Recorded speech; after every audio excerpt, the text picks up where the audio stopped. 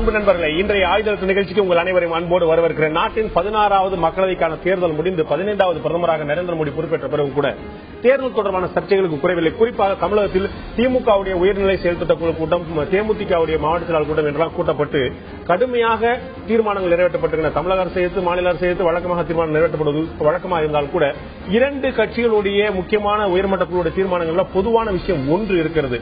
கடந்த நாடாளுமன்ற தேர்தலில் இப்ப நடந்த வாக்குப்பதிவின் போது 144 தடை உத்தரவை பிறப்பித்து ஆளுங்கட்சியோடு எழுதப்படாத கூட்டணி ஒன்றை அமைத்து தேர்தல் முறைகேடுக்கு வழிவகுத்து ஆளுங்கட்சி அபரிமிதமான வெற்றி பெறுவதற்கு துணை நின்றது என்று ஆளுங்கட்சிக்கும் தேர்தல் கமிஷனும் கடுமையான கண்டனத்தை தெரிவித்திருக்கிறார்கள். இந்த தேர்தலில் ஒரு சராசரியாக 39 தொகுதியில் சராசரியாக முதலிடம் பெற்றவருக்கும் இரண்டாம் இடம் பெற்றவருக்கும் வித்தியாசம் 1,70,000. முதல் நிலை பெற்றவருக்கும் 2,000 இடம் பெற்றவருக்குமான வித்தியாசம் 1,70,000. இவ்வளவு பெரிய மாஸ், இவ்வளவு பெரிய இடைவெளி இருக்கும் போது தேர்தல் முறைகேடுகள் நடந்திருப்பது சாத்தியம்தானா? எதிர்க்கட்சிகள் குற்றச்சாட்டு உண்மையிலேயே உண்மை இல்லையா? இதைப்பட்டதான் இன்றைய ஆயுத நிகழ்ச்சி விவாதிக்கிறோம். இந்த விவாதத்திற்கு செல்வதற்கு முன்னால் நம்முடைய செய்தியாளர் சலீம் இது பற்றி விரிவான தகவல் தருகிறார். இப்போது அதை பார்க்கலாம். இந்த உலகத்தில் ஓட்டு போட்டு மக்கள் தங்கள் பிரதிநிதிகளை தேர்ந்தெடுப்பது இரு வகைப்படும். ஒன்று, ஆங்கிலத்தில் ஃபர்ஸ்ட் பாஸ்ட் தி போஸ்ட் என்று கூறுவோம். அதாவது நாம எப்படி ஓட்டு போடுறோமோ அதான், நாமெல்லாம் போய் ஓட்டு போட்டுட்டு வந்துருவோம். ஒரு நாளைக்கு அந்த வாக்குகளை எண்ணுவார்கள். வாக்குகளை எண்ணும் பொழுது அதிக வாக்குகளை பெற்றவர் வெற்றி பெற்றார். அசம்பிளி எலெக்ஷனா இருந்தா அவர் அசம்பிளிக்கு போவாரு, இல்லன்னா எம்பி எலெக்ஷனா இருந்தா நாடாளுமன்றத்துக்கு போவாரு. குறைந்த வாக்குகளை பெற்றவர் தோல்வி அடைந்தார், அவர் வீட்டுக்கு போக வேண்டியதுதான். அவர் அசம்பிளிக்கோ நாடாளுமன்றத்துக்கோ வர முடியாது. இதுதான் இப்ப நாம ஃபாலோ பண்றோம். இந்த மாதிரியான system first past the post India, இங்கிலாந்து, அமெரிக்கா போன்ற நாடுகளில் பயன்படுத்தப்படுகின்றது.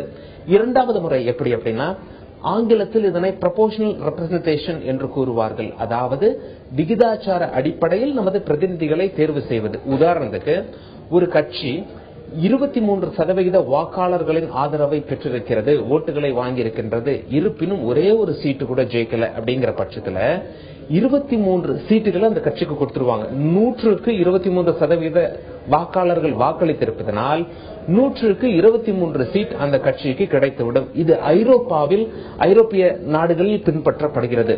திமுக என்ன சொல்றாங்க, இந்தியாவிலும் இந்த விகிதாச்சார அடிப்படையில் நாம் நம்மளுடைய பிரதிநிதிகளை தேர்வு செய்ய வேண்டும், இது விவாதத்துக்கு உட்பட்டது, நிச்சயமாக இதை விவாதிக்க வேண்டும் அப்படின்னு சொல்றாங்க. இதற்கு முக்கிய காரணம் என்ன அப்படின்னா, 2001ஆம் ஆண்டு நடந்த அசம்பிளி எலெக்ஷன்ஸ்ல, சட்டமன்ற தேர்தல்கள்ல தேமுதிகவை விட திமுக அதிக சதவிகித வாக்குகளை பெற்றிருந்தும் எதிர்கட்சி அந்தஸ்தை பெற முடியவில்லை. ஏன் அப்படின்னா, தேமுதிக அதாவது குறைவான சதவிகித வாக்குகளை பெற்றிருந்தாலும் அதிக சீட்ஸ் ஜெயிச்சிருந்ததால அவங்களுக்கு எதிர்கட்சி அந்தஸ்து கிடைத்தது.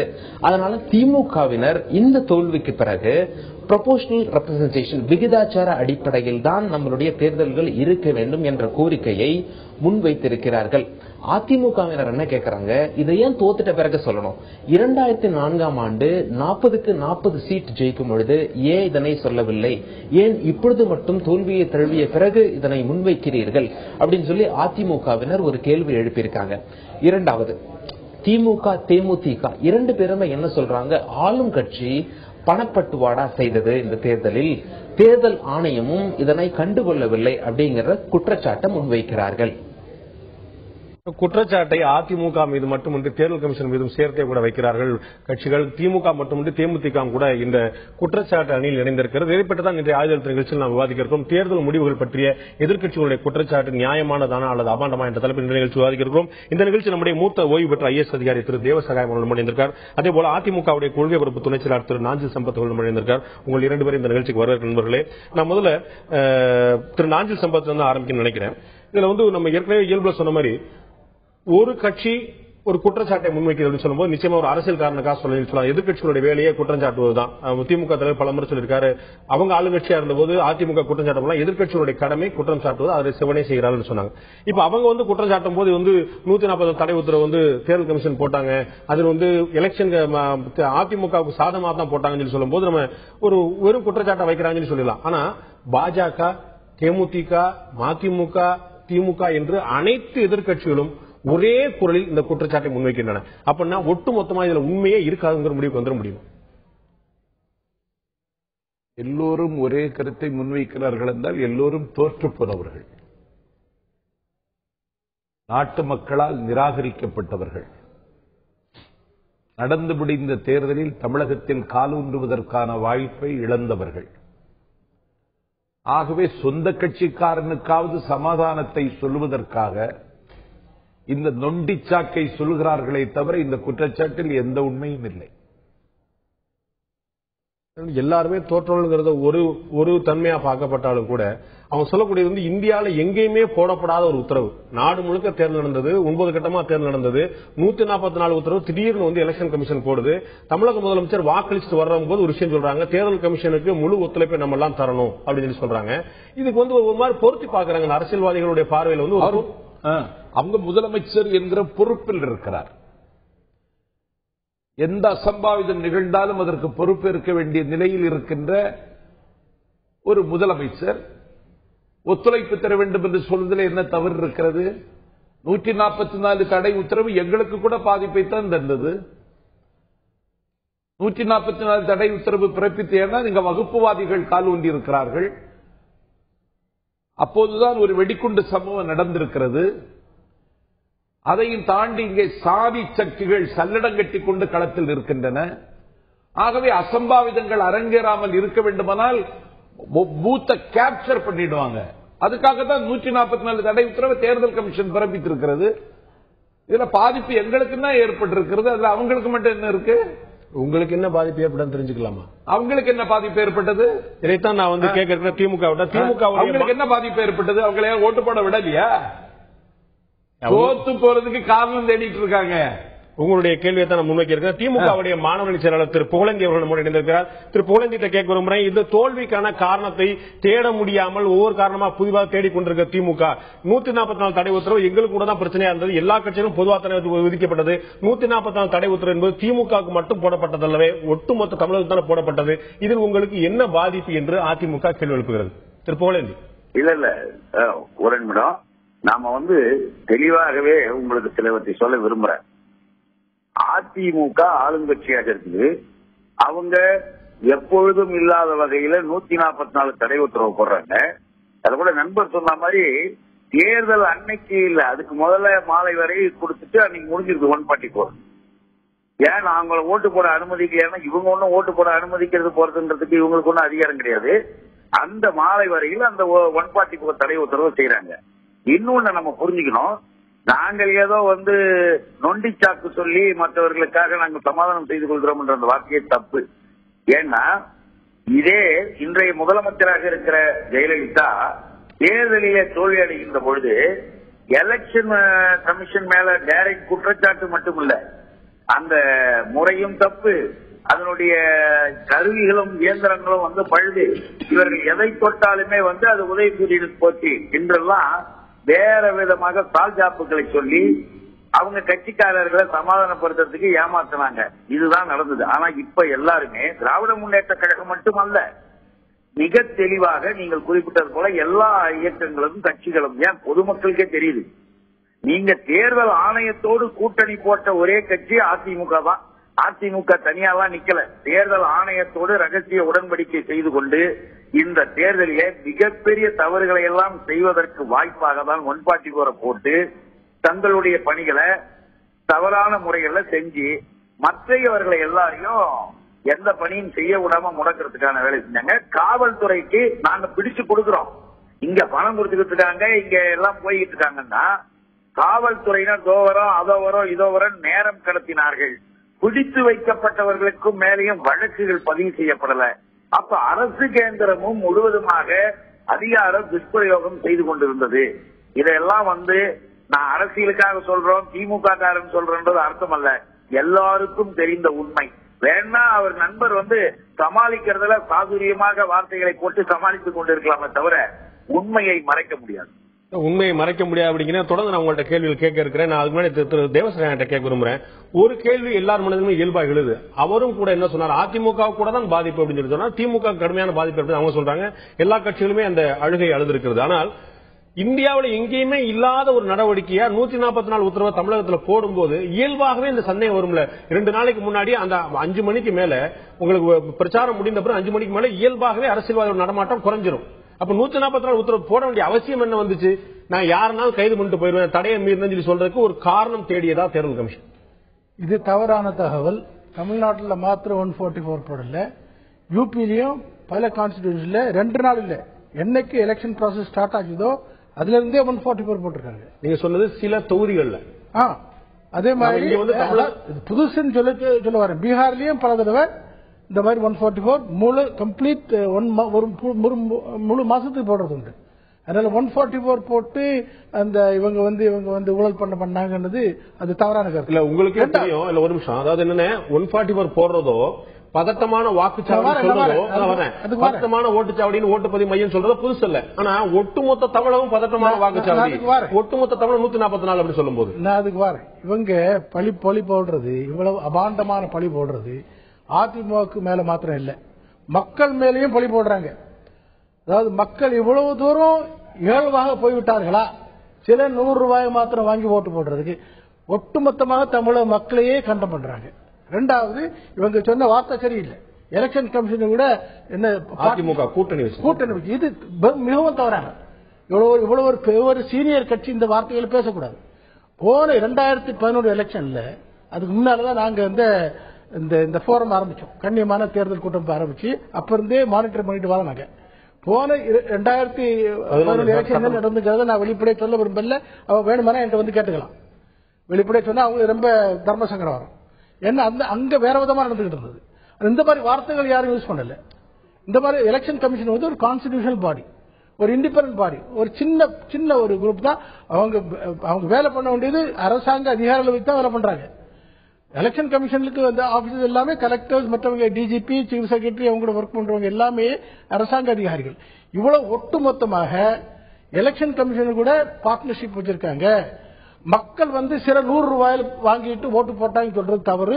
எப்படி இந்த எலெக்ஷன்ல இவங்க எப்படி தோத்தாங்க, ஏடிஎம்கே எப்படி ஜெயித்ததுங்கிறது நாங்க அனலைஸ் பண்ணிருக்கோம். அப்புறம் நான் சொல்றேன் வெற்றி பெற்று நான் கேட்கிறேன். அப்படின்னா சென்னை மாநகரத்தினுடைய கமிஷனர் எப்படி மாத்தினாங்க, சேலம் மாவட்ட கலெக்டர் எப்படி மாத்தினாங்க, தேர்தல் தனியா டிஜிபி போட்டாங்க, தமிழ்நாட்டினுடைய டிஜிபி எப்படி மாத்தினாங்க, வேலூர் மாவட்டத்தினுடைய கலெக்டர் எப்படி மாத்தினாங்க, சேலத்துக்கு மாத்தினாங்க, ஏன் எப்படி மாத்தினாங்க? முதலமைச்சரே பேசியிருக்காங்களே நாமக்கல்ல, கட்சியினுடைய அதிகாரபூர்வமான வேட்பாளர் சுந்தரம், அவரை மேடையில் நிறுத்தி வாக்கு கேட்க முதலமைச்சருக்கே முடியலையே. அப்ப இது கூட்டணி வைத்துக் கொண்டிருக்கிறார்கள் என்பதற்கு என்ன காரணம்? தொலைந்து விட்டது திமுக, தேடிக்கொண்டிருக்கிறார்கள். தோல்விக்கான காரணத்தை தேடிக்கொண்டிருக்கிற திமுக அப்படிங்கிற ஒரு பக்கம் இருந்தாலும் சரி, திரு தேவசாயம் சொன்னது மக்களை குற்றம் சாட்டுகிறார்களா இந்த எதிர்க்கட்சிகள்?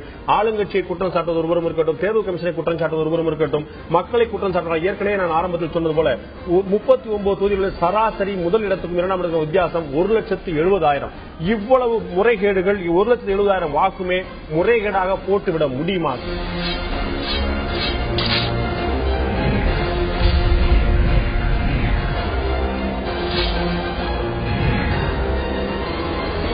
தேர்தல் முடிவுகள் பற்றி எதிர்க்கட்சிகளுடைய புகார் நியாயமா அல்லது அபாண்டமா என்ற தலைப்பில் இந்த நிகழ்ச்சி பார்த்துக் கொண்டிருக்கிறோம். நான் திரு புகழேந்தி, திமுகவுடைய மாணவரணி சேர்ந்த திரு புகழேந்தி கேட்க விரும்புறேன். ஒரு அடிப்படையான கேள்வி, 144 தடை உத்தரவு போட்டாங்கன்னு சொல்லிட்டு பொதுமக்கள் எங்கேயாவது வேதனை தெரிவிச்சாங்களா? எங்கேயாவது ஒரு அதிருப்தி குரல், முணுமுணுப்பு எங்கேயாவது எழுந்ததா? 144 தடை உத்தரவுங்கிறது திமுகவுக்கோ தேமுதிகவுக்கோ பாமக பாஜகவுக்கு மட்டும் போடப்பட்ட விஷயம் இல்லையே, ஒட்டுமொத்த தமிழகத்துக்கு அடிப்படையில் அது பாதிக்கப்பட்டது யாரா இருக்கணும்னு, நடமாட முடியலன்னு பொதுமக்கள் வருத்தப்பட்டிருக்கணும். அரசியல்வாதிகளுக்கான பிரச்சாரம் தடை அதுக்கு 2 நாள் முன்னாடி விதிக்கப்பட்டுருச்சு, 5 மணி நேரம் முடிஞ்சு போச்சு. எங்கேயாவது பொதுமக்கள் குமுறுனதா நீங்க கேள்விப்பட்டீங்களா திரு புகழேந்தி? அது நல்லா புரிஞ்சுக்கணும். ஹலோ, சொல்லுங்க. தொடருங்க. மிக நன்றாக இதுல நமக்கு ஒரு தெளிவான ஒரு புரிதல் தேவை.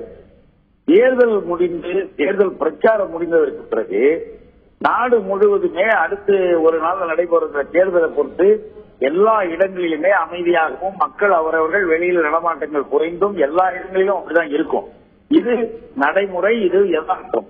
இந்த நிலையில தேவையே இல்லாமல் ஒரு 144 போடுறத பொதுமக்களினுடைய தனிப்பட்ட கருத்துக்களை நீங்க போய் கேட்டதாகவோ இல்ல அவங்க கம்ப்ளைண்ட் சொல்லக்கூடிய அளவுக்கான நிகழ்வுகளாக இருந்ததாகவோ எதுவுமே இல்லைன்னு போது 144 அவசியம் இல்லாத ஒரு காலத்தில் ஒரு 144. அடுத்ததாக பொதுமக்களின் மீது நாங்கள் ஒன்னாவது அவங்கள எவ்வளவு விழிப்புணர்வு மக்கள், எவ்வளவு அறிவு சார்ந்த மக்கள், அரசியல் தெளிவு பெற்ற மக்களிடம் இந்த நாட்டில் மீண்டும் அவர்களிடம், ஏன்னா நான் சொன்ன எதையுமே இவங்க டைரக்டா மறுக்கல, பணம் கொடுத்தார்கள் 200 ரூபாய் ஒரு வாக்குக்கு தமிழ்நாடு முழுவதும் புதுச்சேரி உட்பட இவர்களால் அதிமுக காரர்களால் அது கொடுக்கப்பட்டது. இது எல்லாருக்கும் தெரிஞ்ச உண்மை. அதை இவர்கள் மறுக்கவும் இல்லை, மறைக்கவும் கஷ்டப்படல. தொடர்ந்து மறுத்திருக்காங்க, நிறுவனம் இருக்காங்க கேட்டிருக்காங்க. சொல்லுவது இல்ல, 200 ரூபாய் கொடுக்கப்பட்டது எல்லாருக்கும் தெரிஞ்ச உண்மை. இதுல மக்களை மீண்டும் ஏன் இப்படி அவர்களை மீண்டும் மலிவுபடுத்துகின்ற அளவிற்கு அவர்களை பின்பக்கமாக பின்னோக்கி அழைத்து செல்கின்ற அந்த நிலையை இவர்கள் ஏன் செய்தார்கள் என்பது நமக்கு வருத்தமான ஒன்று. நீங்க நம்ம இடைவெளிக்கு முன்னால் சொன்ன விஷயத்தை கேட்கிறோம் திரு புகழேந்தி. அதாவது மால் பிராக்டிஸ் பண்ணாங்க, கள்ள ஓட்டு போட்டாங்க, பணம் கொடுத்தாங்க, உங்களுடைய புகார் வந்து அப்படியே வச்சுக்கிறோம். 1,70,000 முதலிடத்துக்கும் இரண்டாம் இடத்துக்குமான வாக்கு வித்தியாசம் 39 தொகுதியில சராசரியா குறைந்தபட்ச வாக்கு வித்தியாசம் ஒரு 4 தொகுதியில் இருக்குது. அந்த 4 தொகுதியில குறைந்தபட்ச வாக்கு வித்தியாசமே 60,000, 59,000, 45,000 குறைந்தபட்சம். மத்திய சென்னை, கோவை, வேலூர் உள்ளிட்ட இடங்களில் கூட வித்தியாசம் குறைஞ்சபட்சமே 40,000-50,000. 1,70,000 வாக்கு வித்தியாசங்கிறது முறைகேடா பெற்ற வாக்கு நினைக்கிறீங்களா? அதாவது அப்படி நீங்க இதை பார்க்கின்ற பொழுது முன்னாள் முதலமைச்சர் ஜெயலலிதா சொன்னாங்கல்ல, முன்னாள் முதலமைச்சர் ஜெயலலிதா கடந்த மாதிரி தோல்வி அடைகின்ற பொழுது அந்த எலெக்ஷன் மிஷின்லயே இவங்க ஏதோ ஒரு தப்பு பண்ணிருக்காங்க, ஏதோ ஒரு தவறான செயல்கள் செஞ்சிருக்காங்க, தேர்தல் ஆணையங்களை செஞ்சிருக்குன்னு முன்னாள் முதலமைச்சர் ஜெயலலிதா சொன்னதை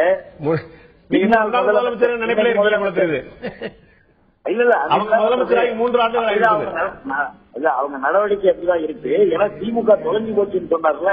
நான் ஒண்ணு சொல்றேன், பர்கூர் தொகுதியிலேயே ஜெயலலிதா ஒரு முறை தொலைந்து போகின்ற பொழுது அதிமுக அதற்கு பிறகு தேர்தல் செஞ்சிருக்கலாம், வந்திருக்கலாம். காணாம போன ஜெயலலிதாவே தோற்று போய் காணாம போனதற்கு பிறகு திரும்ப வந்தா ஒரு இயக்கம் திரும்ப வருவது என்பது பெரிய விஷயம் அல்ல. அவங்களுடைய தோல்வி சந்தர்ப்பத்தில் அவங்க எப்படி குற்றம் சாட்டினாங்களோ அது மாதிரி நீங்க ஒரு சம்பிரதாயத்துக்காக சொல்றீங்க. அவர்கள் சொல்லியதை நீங்கள் எடுத்துக்கொண்டால் அவங்க அதிமுக காரருக்காக சொல்றாங்க, நண்பருக்காக. ஜெயலலிதா சொன்னதை நண்பர் ஒப்புக்கொள்வாரே, ஆனால் அதே நிலைதான் இன்றைக்கு இருக்கிறது என்பதை அவர் ஒத்துக்கணும். நான் திரு தேவசகாயிட்ட கேட்க விரும்புறேன். அவர் சொன்ன ஒரு விஷயம் பார்க்க வேண்டியிருக்கு. பிரவீன்குமார் தமிழகத்துடைய தலைமை தேர்தல் அதிகாரி, அவர் ஒப்புக்கொண்ட ஒரு விஷயம், மாநிலத்தில் ஆங்காங்கே பணப்பட்டுவாடா நடந்ததாக புகார் வந்திருக்கின்றன, நடந்திருக்கிறது என்பதை நானும் ஒப்புக்கொள்கிறேன். ஒட்டுமொத்தமாக முற்றிலுமாக என்னால் தடுத்துவிட முடியவில்லை என்று சொன்னார். அப்ப பணப்பட்டுவாடா நடந்திருக்கிறது உண்மை என்று தேர்தல் அதிகாரி ஒப்புக்கொள்ளும் போது இவருடைய குற்றச்சாட்டுல எப்படி நம்ம குறை காண முடியும்? வாஸ்தவம் தான். தேர்தல் அதிகாரி நேர்மையானவர். 2011 எலெக்ஷன்ல 62 கோடி பிடிப்பட்டது. அப்போ எஸ்வை குரேஷி சீஃப் எலெக்ஷன் கமிஷனர் என்ன சொன்னாருன்னா, நாங்க இந்த 62 கோடி பிடிக்காம இருந்தா 6,200 கோடி சர்க்குலேட் ஆயிருக்கும். அதாவது இப்போ தேர்தல் கமிஷன் பிடிச்ச வியாபாரிகள்ட்ட தான், அரசியல்வாதிகள் வியாபாரிகள் பணம் கொண்டு போறது யார்? அரசியல்வாதி நெத்தில என்னன்னா, இப்ப இவங்க என்ன பிளேம் பண்றாங்க?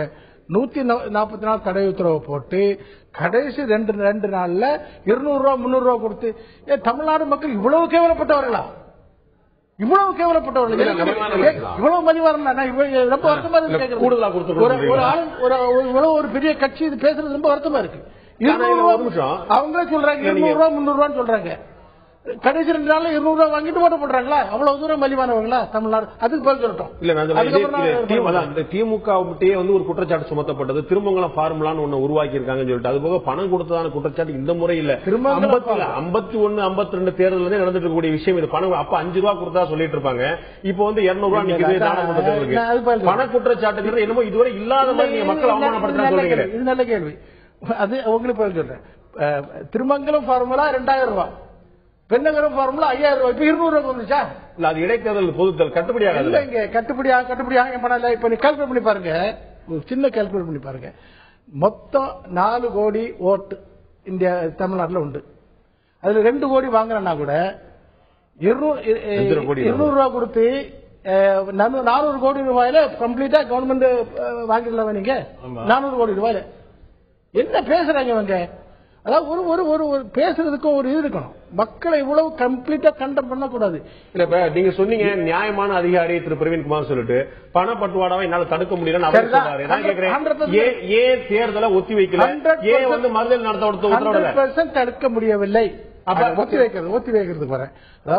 அதாவது கவுண்டர் மேண்டிங் பவர் எலெக்ஷன் கமிஷனுக்கு இருக்கு.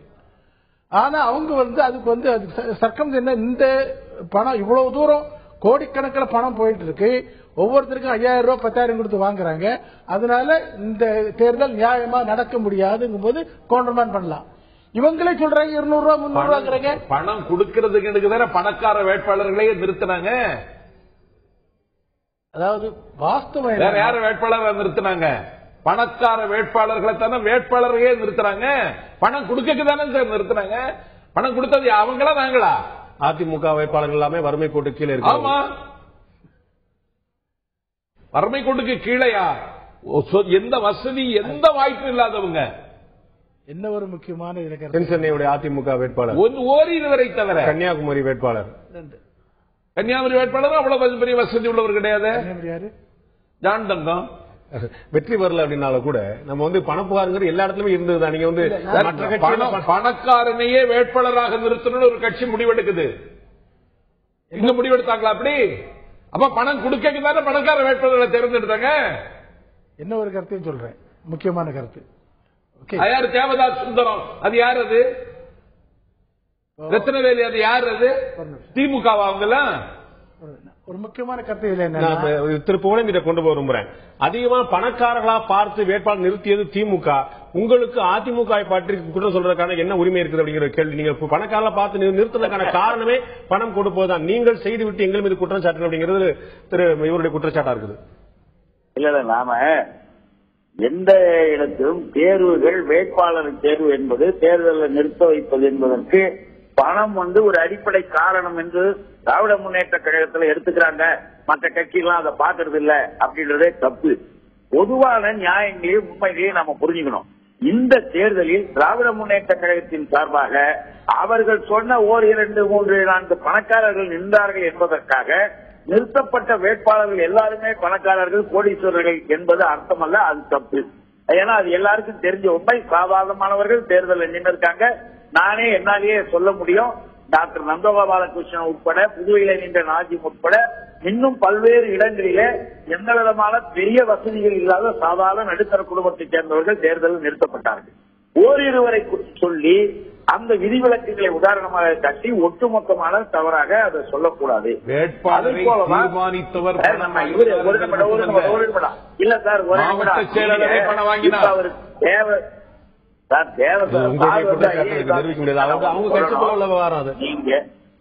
அவங்க ஆபீசர் அடிக்கடி மக்களை திட்ட வேணாம், மக்களை மலிவு பண்ண வேணாம்னு கொஞ்சம் அவருக்கு சொல்லுங்க.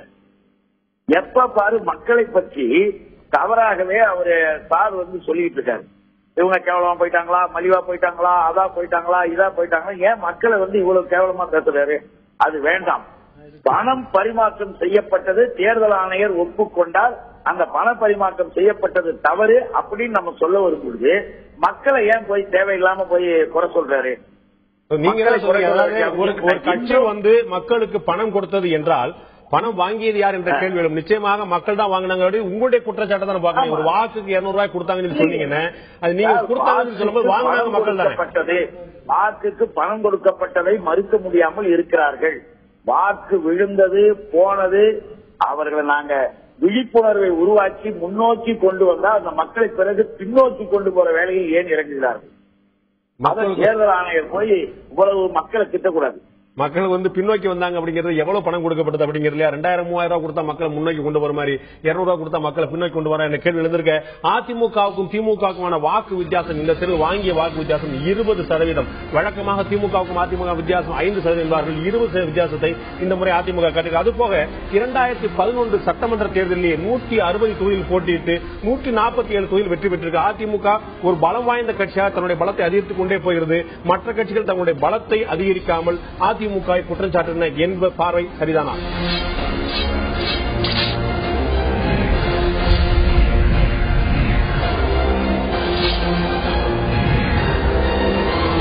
தேர்தல் முடிவுகள் பற்றி எதிர்க்கட்சிகளுடைய குற்றச்சாட்டு நியாயமா அபாண்டமா என்ற தலைப்பில் இன்றைய நிகழ்ச்சியில் விவாதித்துக் கொண்டிருக்கிறோம். நான் திரு நாஞ்சில் சம்பத்தை கேட்க விரும்புகிறேன். நம்ம தேர்தல் கமிஷன் மீது இவங்க சொல்லக்கூடிய குற்றச்சாட்டுகள் உங்களுக்கு ஒரு கேலியாக தெரிந்தாலும் தொலைந்த கட்சியை தேடிக்கொண்டிருக்கிறார் என்று சொன்னாலும் கூட இதே போன்ற குற்றச்சாட்டுகளை இன்னும் சொல்ல போனால் தேர்தல் கமிஷன் மீதே இன்னும் சொல்ல போனால் வாக்குப்பதிவு இயந்திரத்தின் மீதே குற்றம் சாட்டியவர் தற்போதைய தமிழக முதலமைச்சர் ஜெயலலிதா. வாக்குச்சீட்டு முறை மீண்டும் அமலாக்க வேண்டும், எந்த பட்டனை அழுத்தினாலும் அது திமுகவுக்கு சென்று சேருவது போல செட் பண்ணி வச்சிருக்காங்க, அதனால அந்த மாதிரி முறையை மாற்றி திரும்ப வாக்குச்சீட்டுக்கே கொண்டு வர வேண்டும் என்று சொன்னார். இப்பொழுது அவர் தோல்வி அடைந்த ஒரு காரணம் சொல்றாங்க, அதே மாதிரி இவங்க தோல்வி அடைந்த ஒரு காரணம் சொல்றாங்க. இவர்கள் அன்றைய தோற்றவர்கள் இன்று நீங்கள் ஒரு வெற்றியை பெற்றிருக்கிறீர்கள். அப்ப அவங்க சொல்ல குற்றச்சாட்டு ஒரு ஏளனமான பார்வையா பார்க்கும்போது அதே குற்றச்சாட்டை தமிழக முதலமைச்சர் வைத்து வாக்குச்சீட்டு முறை கொண்டு வர வேண்டும் என்று கடந்த காலத்தில் முதலமைச்சர் அவர்கள் சொன்னார்கள். இன்றைக்கு அதை அவர்கள் வரவேற்கத்தான் செய்வார்கள். அதற்கு பிறகு நம்ம எவ்வளவு தேர்தல் கடந்த முயற்சி நம்ம பார்த்துட்டு இருக்கிறோம். நம்ம இப்ப அந்த மாதிரி புகார் இல்ல. இன்னைக்கு சொல்லிருக்கலாம், நாங்க 1.5 லட்சம் ஓட்டு வித்தியாசம் ஜெயிக்கல, நாங்க 4 லட்சம் ஓட்டு வித்தியாசம் ஜெயிச்சிருப்போம், வாக்குச்சீட்டு இருந்தா, அதனால வாக்குச்சீட்டு தான் வேணும் எங்களுக்கு. வாக்குச்சீட்டு இருந்தா எத்தனையோ ஓட்டு வித்தியாசத்தில் ஜெயிச்சிருப்போம். நான் சும்மா கேட்டா நீங்க சீரியஸாவே சொல்றீங்க, அப்படிதான் 1,70,000 ஓட்டு வித்தியாசத்தில் ஜெயிச்சிருக்கோம். இல்ல வாக்குச்சீட்டு இருந்தா 3 லட்சம் ஓட்டு வித்தியாசத்தில் ஜெயிச்சிருப்போம் சராசரியாக. நீங்க சும்மா ஒரு இதா சொல்லிடுவோமே அப்படிங்கறக்கா சொல்றீங்க. வாக்குச்சீட்டு வந்தா மக்கள் மாறிடுமா? சாதிக்கு தமிழ்நாட்டு அரசியல் இடம் இல்ல, மதத்துக்கு தமிழ்நாட்டு அரசியல் இடம் இல்ல. குற்றச்சாட்டு அதல்ல, முறைகேடு நடந்ததா இல்லையா? ஓட்டு இப்படித்தாங்க வந்தது. ஓட்டு எப்படி வந்தது? எப்படி 1,70,000 ஓட்டு வித்தியாசத்தில் ஒரு கட்சி, ஆளுகிற கட்சி வெற்றி பெறுகிறதுனா என்ன காரணம்? முறைகேடுங்கிறது அவங்களுடைய குற்றச்சாட்டு. முறைகேடு பிரச்சாரம் அவங்க ஊடகத்தை சொல்றாரு, பத்திரிகை சொல்றாரு. நேற்றுக்கு பிறந்த நாள் விழாவில் பாதி பேச்ச பத்திரிகை ஊடகங்கள் மேல கடிச்சு குதறாரு. 43 சேனல் வச்சு ஒரு குற்றம் சாட்டலாமா? ஆனந்த விகடன நடுத்தரவில் போட்டு கொடுத்தவங்க இவங்க சொல்லலாமா? தினமலர் அலுவலகத்துக்குள்ள அத்துமீறி நுழைந்து தீ வைத்து கொளுத்திய கூட்டம் பத்திரிகையை குறை சொல்லலாமா? தினமணியை வாங்கி படிக்காதேன்னு சொல்லி பக்கம் பக்கமா எழுதுறவங்க பத்திரிகை குறை சொல்லலாமா?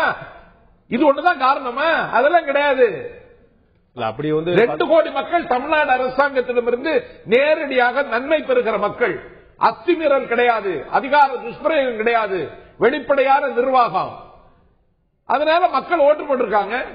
இதுல போய் காரணம், ஒருத்தன் கட்சியை என்ன செய்யறதுன்னு யோசிக்கிறான், ஒருத்தன் கட்சியை விற்கலாமான்னு யோசிக்கிறான், ஒருத்தன் கட்சியை டெண்டர் விடலாமான்னு யோசிக்கிறான், ஒருத்தன் கட்சியை இன்னொரு கட்சியோட சேர்த்து விட்டுலாமான்னு பார்த்துட்டு இருக்கான். அதுக்கு நாங்களா பொறுப்பு? திரு தேவசகாயம், இந்த இவ்வளவு ஒரு வெற்றி 40 தொகுதியில் முழுமையா அடையும் போது இயல்பாக யாருக்கு ஒரு சந்தேகம் வரக்கூடியது? தமிழகத்தில் முன்னாடி எப்படி பேச்சு இருந்தது அப்படின்னா, இந்த தேர்தலுக்கு முன்னாடி பாத்தீங்கன்னா அதிமுக அலை வீசப்பட்டது போல இருந்தாலும் ஒரு தேர்தல் நெருங்க மோடியோட பிரச்சாரம் வர வர இந்த வாக்கு வித்தியாசம் பெரிய அளவு மாறும், அதிமுகவுக்கு அவங்க நினைச்சது போல இவ்வளவு பெரிய வெற்றி சாத்தியம் இல்லை அப்படிங்கிற என்ன பரவிச்சு. ஆனா அவங்க என்ன சொன்னாங்களோ அது சொன்ன மாதிரி நின்று அந்த வெற்றி பெற்றாங்க. அப்ப இதுல வேற ஏதோ நடந்திருக்குமோ அப்படின்னு யாருமே எதிர்பாராத ஒரு வெற்றி பிடிக்கும் போது இதுல என்ன நடந்திருக்கும் ஒரு கேள்வி எல்லாருக்கும் இருக்குதானே செய்யும். இல்ல, இது எதிர்பாராத வெற்றி இல்லை. ஏன்னா அது எலெக்ஷனை பொறுத்த மட்டும் பப்ளிக் மைண்ட் செட்டை ஒன்று அண்டர்ஸ்டாண்ட் பண்ணணும். நம்ம நினைச்சிருக்கோம் வாக்காளர் முட்டாள்னு நினைச்சிட்டு இருக்கோம், தவறு. அதாவது சீக்கிரட்டா அப்படியே ஸ்ப்ரெட் ஆகுது, ஃபீலிங் பண்ணிட்டு அப்சர்வ் பண்ணிக்கிட்டே இருக்காங்க யார பதவிக்கு கொண்டு வரணும். மோடிக்கு பொறுத்த மட்டும் பல மாதங்களுக்கு முன்னாவே மக்கள் டிசைட் பண்ணிட்டாங்க காங்கிரஸ் வழி அனுப்பணும் அப்படின்ட்டு டிசைட் பண்ணிட்டாங்க. காங்கிரஸ் வழி அனுப்புறதுக்கு அப்புறம் யாருக்கு போடுறங்கிறது பை டிஃபால்ட். அதுலதான் மோடிக்கு பிரச்சாரம் முதல்ல அவங்க காங்கிரஸுக்கு வழி அனுப்புன்னு டிசைட் பண்ணாம இருந்தா என்னதான் மோடி பிரச்சாரம் பண்ணியிருந்தாலும் இவ்வளவு தூரம் மாபெரும் வெற்றி வந்திருக்காரு. That is electoral psychology. இல்ல தமிழகத்தில் அப்படி தமிழ்நாடு பொறுத்த மட்டும் நீங்க தந்தி தீவை பற்றியே சொல்றேன். 2-3 மாசத்துக்கு முன்னாலேயே நீங்க எலெக்ஷனுக்கு சர்வே ஆரம்பிச்சீங்க. நான் அதை க்ளோஸா ஃபாலோ பண்ணிட்டு இருந்தேன். அதுல 2 சிம்பிள் மெசேஜ் வந்துட்டு இருந்தது. நீங்க ஒரு கேள்வி கேட்டீங்க, தேசிய கட்சி ஓட்டு போடுவீங்களா மாநில கட்சி ஓட்டு போடுவீங்களா? மெஜாரிட்டி எப்பவுமே மாநில கட்சி தான் சொன்னாங்க. 2வது கேள்வி நீங்க கேட்டீங்க, தேசிய கட்சி என்றால் எந்த கட்சி? பிஜேபி காங்கிரஸோட டபுள். மாநில கட்சி எந்த கட்சின்னா கன்சிஸ்டன்டா ஏடிஎம்கே தான் சொல்லிட்டு இருந்தாங்க. அது 3 மாசத்துக்கு முன்னாடி ட்ரெண்ட் அப்படியே வந்து என்ன ஒண்ணு. நாங்க இந்த எலெக்ஷன் ரொம்ப க்ளோஸா வாட்ச் பண்றது போது ஏடிஎம்கேக்கு இந்த தடவை பிரசாரம் கேம்பெயினிங் ரொம்ப ஸ்ட்ராட்டஜி நல்லா இருக்குது. ஏன்னா முதல்ல நீங்க பாத்தீங்கன்னா ஜெயலலிதாவை பிரைம் மினிஸ்டர் ஆகிறதுக்கு வாய்ப்பு உண்டு ஒரு இம்ப்ரெஷன் கிரியேட் பண்ணாங்க மக்கள் மத்தியில. அந்த இம்ப்ரெஷன் அப்படியே கொஞ்ச நாள் போயிட்டு இருந்தது. அப்புறம் மோடி கேம்பெயினுக்கு வந்தார். மோடி கேம்பெயின் வந்தவர்கள் அந்த இம்ப்ரெஷன் வர வர குறைஞ்சு போய், ஆனா மக்கள் மத்தியில இந்த ஆளுங்கட்சிக்கு ஜாஸ்தி சீட்ஸ் கொடுத்தா இந்த தடவை டெல்லி கூட நல்லபடி ஒர்க் பண்றதுக்கு வாய்ப்பு இருக்கு. நல்ல பல பல பல பல நல்ல ப்ராஜெக்ட்ஸ் தமிழ்நாடுக்கு வர வாய்ப்பு இருக்கு ஒரு கான்பிடன்ஸ் வந்ததுனால ஒரு சைட்ல அது பாசிட்டிவ். நெகட்டிவ் சைட்ல என்னன்னா டிஎம்கே பப்ளிக் மைண்ட்ல ஊழல்வாதின்னு சொன்னா அது பப்ளிக் பெர்செப்ஷன். அது உண்மையா இருக்கலாம், அது பொய்யா இருக்கலாம். அது அப்புறம் கோர்ட் 5 வருஷம் கழிச்சு டிசைட் பண்ணும். ஆனா பப்ளிக் மத்தியில் பிரசிடென்ட் வந்த அப்புறம் அதை மதிக்கணும். அவங்க 3-4 பேருக்கு டிக்கெட் கொடுத்தாங்க இல்லையா, அது ரொம்ப நெகட்டிவ் டிஎம்கே பண்ண பாயிண்ட். கொடுத்துடக் கூடாது. அவங்களுடைய வேட்பாளரை பொறுத்து இந்த தோல்வி மக்கள் மத்தியில் அந்த ஃபீலிங் இருந்தா அவங்க கொடுத்துடக் கூடாது. அதே மாதிரி இந்த ஆல்டர்னேட்டிவ் இது கூட்டணி வச்சாங்க. கூட்டணி என்ன கூட்டணி வச்சாங்க? கடைசி வரை கூட்டணி வச்சு இவரை தலைவராக்கிட்டாங்க. இவரை கடைசி வந்து அவங்க கூட்டணிக்கு என்ன பாலிசின்னே தெரியாது. ஒரு மாதிரி குழப்பமாயி போச்சு. மக்கள் மத்தியில் சொன்னாங்க இந்த ஆல்டர்னேட்டிவ் இல்ல. 2004 எலெக்ஷன் பாருங்க. 2004 எலெக்ஷன்ல ஜெயலலிதா இதே மாதிரி சீட்டு இருந்தாங்க. இதே மாதிரி சில இடங்கள்ல கொஞ்சம் அதிருப்தி இருக்கத்தான் செய்யுது. இவங்க 40க்கு 40 39 சீட் எப்படி கேட்டாங்க? ஒரு ஆல்டர்னேட்டிவ் கொண்டு வந்து வச்சாங்க. ஓட்டாங்க ஓட்டு போட்டுறாங்க. இந்த தடவை ஆல்டர்னேட்டிவ் இல்ல. ஏடிஎம்கே அவ்வளவு அதிருப்தியும் இல்ல. அதனால அதை நீங்க சம்மதிக்கணும் தவிர கடைசி நாள்ல 144 போட்டுட்டாங்க, போட்டு 200 300 கோட்டு சொல்றது இது என்ன அபாண்டமான சம்பந்தத்தை கேட்க விரும்புறேன். இதுல பாத்தீங்கன்னா இயல்புல நீங்க சொன்ன மாதிரி நாங்க வாக்குச்சீட்டு இருந்தா இன்னும் அறுதி பெரும்பான்மையா வெற்றி வைப்போம், இன்னும் வாக்கு வித்தியாசம் கூடி இருக்குன்னு சொல்றீங்க. தேர்தல் கமிஷனுடைய முறைகேடு அப்படின்னு ஒரு குற்றச்சாட்டு திமுக இன்னைக்கு வைக்கிறது மட்டும் புதுமை இல்ல, அதிமுக கூட வச்சிருக்கு. உங்களுக்கு நல்லா நினைவு இருக்கும், சிவகங்கை தொகுதியில சிதம்பரம் அவர்கள் வெற்றி பெற்றவர் அறிவிக்கப்பட்ட போது இது முறைகேடாக அறிவிக்கப்பட்ட சொல்லி நீங்க பகிரங்கமாக குற்றம் சாட்டினீங்க. உங்களுடைய 39 தொகுதியில 37 கிடைச்ச வெற்றி உங்களுக்கு நியாயமா கிடைச்சது, திரு சிதம்பரத்துக்கு கிடைச்சது நியாயமா கிடைச்சது நீங்க ஏத்துக்கிற பக்கம் உங்களுக்கு இல்லையே. நீங்க முறைகேடு நடந்தது, ஏமாத்தினாங்க, அதிகாரத்தை பயன்படுத்தி இப்ப சிவகங்கை நிரூபிச்சுட்டமே. ஒரு சாதாரண வேட்பாளர் செந்தில்நாதனை விட்டு மாட்சிமை தங்கிய மத்திய அமைச்சர், இந்தியாவினுடைய பிரதமராக போகிற கனவுல இருந்தவர், செட்டிநாட்டு செம்மலு, அங்க படிச்சவர், அமெரிக்காவில் கிழிச்சவர். இப்ப என்னாச்சு? முறைகேடான பெற்ற வெற்றி தான் அது. இன்னைக்கு சிவகங்கை நிரூபிக்கப்பட்டு விட்டது. ஒரு தேர்தலில் தேர்தலில் பெறக்கூடிய வெற்றியும் தோல்வியும் நிரூபிக்கணும் ஆயிருமா? அதே மாதிரி 2000 அவர் சொன்ன அவர் சொல்ல 2 எம்பிங்கிறார். கார்த்திக் சிதம்பரம் வெற்றி பெற்றால் சிவகங்கை தொகுதி மக்களுக்கு 2 எம்பி, ஒன்னு நான் ஒன்னு அவருங்கிறார். எவ்வளவு பெரிய ஊடகங்கள் பத்திரிகைகள்ல செல்வாக்கு பெற்ற ஒரு மனிதர் செந்தில்நாதனுக்கு முன்னர் தோற்று போனதுக்கு என்ன காரணம்? அவர் கடந்த முறை திமுகவினுடைய துணையோடு அராஜகத்தால் முறைகேடாக பெற்ற வெற்றி. இதுபோல வெற்றி தோல்விகள் எல்லா கட்சியும் தான் பெற்றிருக்கு. அதிமுக பெறாத தோல்வி இல்ல, அதிமுக பெறாத வெற்றியும் இல்ல. அனைத்து இந்திய அண்ணா திமுக என்னைக்கு இவ்வளவு பெரிய வித்தியாசத்தில் தோற்றிருக்கு சொல்லுங்க பாப்பா. ஒரு தொகுதி சொல்லுங்க. 96 பெற்ற இவ்வளவு பெரிய வித்தியாசமா? கிடையாது. 5% 3% தான். ஒவ்வொரு தேர்தலில் மாத்தி மாத்தான மக்கள் வாக்களிச்சிருக்காங்க. அதெல்லாம் இல்லன்னு சொல்லிட முடியுமா? 96 திமுக வெற்றி பெற, 2001 திரும்ப அதிமுக வெற்றி பெற, 2006 திரும்ப அதிமுக வாக்கு வங்கி எப்பங்க குறைஞ்சிருக்கு? எப்ப குறைஞ்சிருக்கு? நாங்க தோற்ற காலத்துல கூட குறைஞ்சது கிடையாது. நான் என்னுடைய கேள்வி பாத்தீங்கன்னா தேர்தல் கமிஷன் மீது நீங்க முறைகேடு அவங்க குற்றச்சாட்டு சொல்லும் போது தேர்தல் கமிஷன் முறைகேடு சொன்னாங்களே, வழக்கு தொடர்பு கூட சொன்னாங்க. முறைகேடு சொல்லி சொல்லல, எங்களுக்கான சுதந்திரம் பறிக்கப்படுது, வழக்கு தொடர்பு கூட சொல்லியிருக்காங்க. முறைகேடு தேர்தல் கமிஷன் கூட நாங்க மறைமுக ஒப்பந்தம் வச்சு எவ்வளவு பெரிய அபாண்டமான குற்றச்சாட்டு, அடிப்படையற்ற குற்றச்சாட்டு. திரு புகழேந்திட்ட கேட்க விரும்புறேன், இறுதி அவர்கிட்ட ஒரு கேள்வி கேட்க விரும்புறேன். உங்களுடைய கட்சியில கட்டமைப்புல ஒரு மாற்றங்கள் கொண்டு வந்து ஒரு உள்ளபூர்வமான உருப்படியான விஷயங்கள் செய்யறதை விட்டுட்டு மாற்று கட்சிகள் மீது குறை சொல்றது மூலமா நீங்க உண்மை என்ன, நடைமுறை என்ன, நிஜம் என்ன அப்படிங்கறத நீங்களே பார்க்க மறுக்கிறீங்களா? இல்ல, நீங்க நான் தெளிவா மறுபடியும் உங்களுக்கு சொல்ல விரும்புறேன். தேர்தல் முடிவுகள் வந்தவுடன் உடனடியாக எங்களுடைய தலைவர் கலைஞர் அவர்கள் மக்கள் தந்த இந்த தீர்ப்பை நான் தலைவணங்கி ஏற்றுக்கொள்கிறேன் என்ற வார்த்தைகளை சொன்னதும், அதே போல எங்களுடைய பொருளாளர் தளபதி மு.க. ஸ்டாலின் அவர்கள் மக்களுக்கு அது விருப்பம் என்றால் எங்களுக்கும் அதில் எந்த விதமான ஆட்சேபனையும் இல்லை, நாங்கள் எங்கள் பணியை தொடர்வோம், மக்கள் பணியை என்று அவர் சொல்லிய அந்த கருத்தும், இந்த தேர்தல் முடிவுகளுக்கு பிறகு அவரவர்கள் இயக்கத்தின் சார்பாக அவர்கள் இயக்க பணிகளை செய்வதற்கான அடுத்த கட்ட பணிகளுக்கு போனதற்கு பிறகு இந்த விவாதம் வந்ததன் காரணமாக இவைகள் குறித்து பதில்கள் சொல்ல வேண்டிய நிலைமையில அதற்கான பதில்கள் சொல்லப்பட்டதை தவிர இது ஒன்றும் நிரந்தரமும் அல்ல, இது முற்றுப்புள்ளியும் அல்ல. இது இடையில் ஏற்பட்டிருக்கிற ஒரு நிலைப்பாட்டின் மாற்றமே தவிர இந்த மாற்றம் என்பது தடுமாற்றத்திலும் பல்வேறு பணமாற்றத்திலும் ஏற்பட்டது. அதிகார துஷ்பிரயோகங்களும் இதிலே இருந்தன. காவல்துறை முழுவதுமாக இயங்காமலேயே எதிர்க்கட்சிகளினுடைய கருத்துக்களுக்கு முன்னுரிமை அளிக்காமல் நடவடிக்கை எடுக்காமல் இருந்தது. ஆக நிறைய சொல்லலாம். ஆகவே இந்த வகையிலே பார்க்கின்ற போது திராவிட முன்னேற்ற கழகம் 96 லட்சம் வாக்குகளுக்கு மேல் பெற்றிருக்கிறது என்கின்ற நிலையில் அசைக்க முடியாத தமிழகத்தில் நிலை பெற்ற மிக பிரம்மாண்டமான ஒரு நிலையிலே என்றைக்கும் இருக்கக்கூடிய இயக்கம் திராவிட இயக்கமான திராவிட முன்னேற்ற. நன்றி திரு பூலன், உங்களுடைய கருத்துல பகிர்ந்து கொண்டதுக்கு. நான் திரு பிரசன்னாட்ட கேட்கிறேன். திரு பிரசன்னா திமுகவுடைய வழக்கறிஞர் நம்மளோட இணைஞ்சிருக்கிறார். உங்களை நிகழ்ச்சிக்கு வரவிருக்கேன் தாமதமா வந்தாலும் கூட உங்களை அழைத்ததற்கு எங்களை மன்னிக்கணும். திரு பிரசன்னாட்ட நான் கேட்க விரும்புறேன். ஒரு கேள்வி திரு புகழேந்தி சொன்னார்தான் நான் வந்து கேட்க நினைச்சதும் கூட, உங்களுடைய தலைவரும் உங்களுடைய துணைத் தலைவரும் சொல்ல முக்கியமான விஷயம் பாத்தீங்கன்னா, இதுல ஒரு ஒரு மக்களுடைய தீர்ப்பை மகேஷனுடைய தீர்ப்பா நான் ஏற்றுக்கொண்டோம் சொல்லிட்டு முதல் நாள் சொல்றாங்க. உங்களுடைய கட்சியுடைய தளபதி என்று அழைக்கப்படக்கூடிய திரு ஸ்டாலின் அவர்கள் சொல்றார், இதே சொல்றார். ஆனா இன்னைக்கு எங்க போச்சு மக்களுடைய தீர்ப்பு இல்லையா? முதல் நாள் மக்களுடைய தீர்ப்பா தெரிஞ்சது, இன்னைக்கு தேர்தலுடைய முறைகேடாவும் அதிமுகவும் தேர்தல் ஆணையத்துக்குமான கூட்டணியா மாறிவிட்டா? அன்னைக்கு மக்களுடைய தீர்ப்பு தெரியலையா உங்களுக்கு? நீங்க ஒரு விஷயம் தெளிவா புரிஞ்சுக்கணும். தேர்தல் முடிவுகள் வருகிற போது அந்த நேரத்தினுடைய தேர்தல் வாக்கு எண்ணிக்கையினுடைய அந்த கடைசி நிமிடம் முடிவுகள் அறிவிக்கப்படுகிற போது ஒருவர் வெற்றி பெறுவதும் தோல்வி பெறுவதும், வெற்றியினுடைய அடிப்படையில் வெற்றியை கொண்டாடுவதும், தோல்வி வருகிற போது மக்களின் முடிவை ஏற்றுக்கொள்ளுகிறோம் என்பதும் ஒரு இயல்பான வழக்கமான ஒன்று. ஆனால் இதிலே ஆழமாக நீங்கள் யோசிக்க வேண்டும். நான் தேர்தல் கமிஷன் என்று சொல்லப்படுகிற இன்றைக்கு தேர்தல் ஆணையத்தை நேரடியாக சில கேள்விகள் கேட்க விரும்புகிறேன். நீங்க தமிழகத்துல தேர்தல் அந்த முடிவுகள் வருகிற போது சதவீதம் அறிவிக்கிறாங்க. சதவீதம் அறிவிக்கிற போது ஸ்டாட்டிஸ்டிக்ஸ் என்று சொல்லப்படுகிற ஒவ்வொரு தொகுதியிலும் எத்தனை வாக்குகள் பதிவானது என்கிற அந்த வாக்கினுடைய எண்ணிக்கை நிலவரத்தை சரியாக 7 நாள் கழித்து பதிவு செய்கிறார்கள். இது ஒன்று. இரண்டாவது, நடவடிக்கைகள் என்கிற அடிப்படையில் திரு பிரசன்னா, இந்த சதவீதம் என்பது இந்த வாக்குப்பதிவுல ஆரம்பிக்கப்பட்ட விஷயமா, அது காலகாலம் நடந்துட்டு இருக்கிற விஷயமா? இல்ல நீங்க அந்த பதிவுகளை, அதாவது இன்னைக்கு ஸ்டாட்டிஸ்டிக்ஸ் என்று சொல்லப்படுறது உடனே சொல்லிடுவாங்க. அதனால வாக்குப்பதிவு இவ்வளவு சதவீதம் சொல்லுறது யாருக்கு என்ன பாதிப்பு? இன்னைக்கு அதுதான் பிரச்சனையே. இன்னைக்கு அதுதான் பிரச்சனையே.